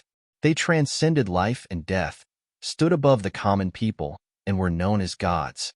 A very small portion of these beings could utilize the elemental energies between heaven and earth, or had mastered some bizarre edictal mysteries. As they constantly cultivated and evolved, they walked far ahead of the common people and were admired by all. When one mastered any energy to the extreme, one could become a god. For example, the energies of fear, hatred, desire, and so on. As long as one studied and cultivated diligently and mastered how to utilize the energy, one could possess miraculous powers and become a so-called god. In the vast and boundless universe, there were 2 kinds of fundamental energies that existed everywhere. They were the most concentrated in this vast material plane, and the gods who could master these two energies were the most powerful.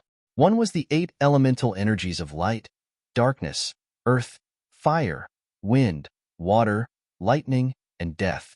The other was the 4 edictal energies of fate, space, destruction, and life. Elemental energies and edictal energies were present in every corner of the universe. As these two energies existed on most material planes, they were the most fundamental energies between heaven and earth. Therefore, those who cultivated in these two energies to become gods had limitless potential and were more powerful than those who cultivated in other energies. Gods were also divided according to their abilities. They were divided into demigods, base gods, low gods, mid-gods, high gods, overgods, and creator deities. Demigods could form a body of element and a soul of element, or a body of principle and a soul of principle. Only then would they be considered to have advanced to the base god realm. The base god's body and soul would become one with the elemental energies and laws of the world. They would possess even greater power than a demigod.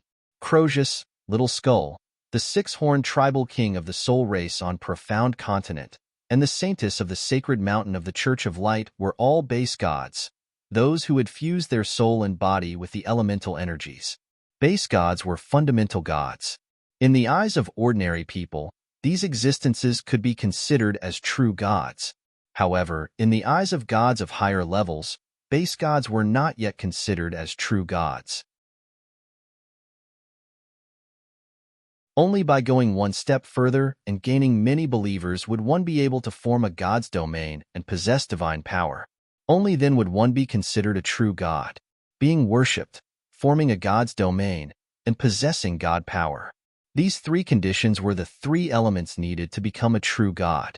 Among them, possessing divine energy was of the utmost importance. Only when a base god became one with the elemental laws in his own domain and comprehended a certain abstruse realm of that domain and possessed divine energy could he be considered a true god. This was the most difficult part. No one could help him form divine power. He could only form divine power through his own understanding of the elements and the power of law. Once he formed divine power, he would become even more adept at using that elemental power. At this time, he could organize a religion or similar organization to make many intelligent creatures worship him.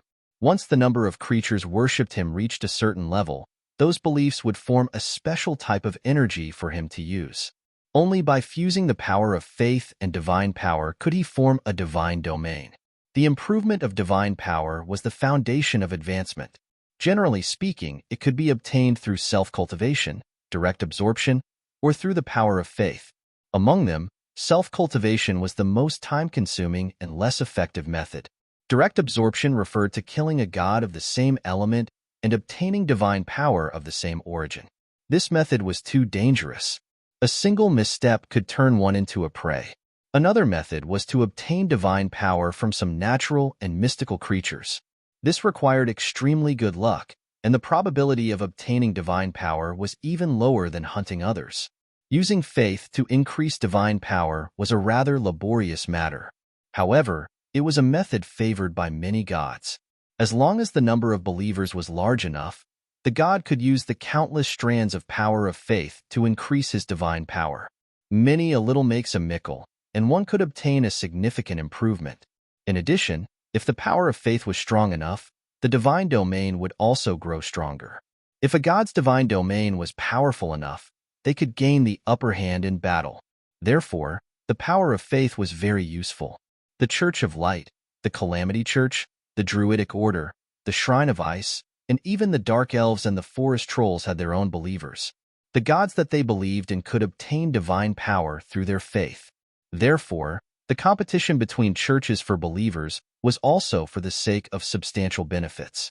8 elemental energies and 4 edictal forces. Gods of all levels who cultivated in these 12 energies mostly obtained divine power through self-cultivation and the use of faith. However, this wasn't absolute. Some gods could also use other methods to increase their divine power and the power of their domain. For example, gods who cultivated in the elemental energy of death could obtain divine power through the deaths of others. Gods who cultivated in the edict of destruction could obtain divine power through the destruction of life. Gods who cultivated in the edict of life could also obtain divine power from planes full of vitality. However, these methods would often threaten the interests of other gods. For example, the god of death and destruction could obtain divine power through death and destruction. In this way, the god of life could not obtain power through the exuberant vitality of all living beings. It was precisely for this reason that conflicts between gods were unavoidable in order to obtain greater power. For the sake of their own interests, they had been constantly fighting each other from the beginning until the end, and they had never stopped fighting for even a moment. Just as Wolf of the Calamity Church had said, the cemetery of death was indeed not something from profound continent. The most important thing about the cemetery of death was the large-scale magical transportation matrix at its center. This transportation matrix indeed possessed the ability to transport between planes. A mighty overgod cultivating in the energy of death joined forces with an overgod cultivating in the energy of destruction to spread death and destruction across every material plane and obtain even greater power from them. The overgod of life, on the other hand, joined forces with other gods who cultivated in the energy of destruction to stop them from spreading death and destruction across every material plane. Profound Continent was one such plane that was affected. The cemetery of death was a passageway that two mighty overgods used to travel between material planes, not only on Profound Continent, but on other material planes as well. Therefore, the two overgods would dispatch lesser gods to travel between those material planes and bring death and destruction to those material planes. For a new material plane, they would establish a church and have the beings of that material plane worship them. As long as the beings worshiped them, they would protect them and obtain a steady stream of power of faith from them. However, if the beings on that material plane already had a god they worshipped, they would create death by destroying those beings so that their masters could obtain power from them. Profound Continent was just a small material plane. 5,000 years ago, a great war involving almighty existences took place on Profound Continent. The two overgods of death and destruction only sent a few lesser gods to participate in the war, which ultimately ended in failure. However, they also left behind the seed of evil known as the Calamity Church on Profound Continent.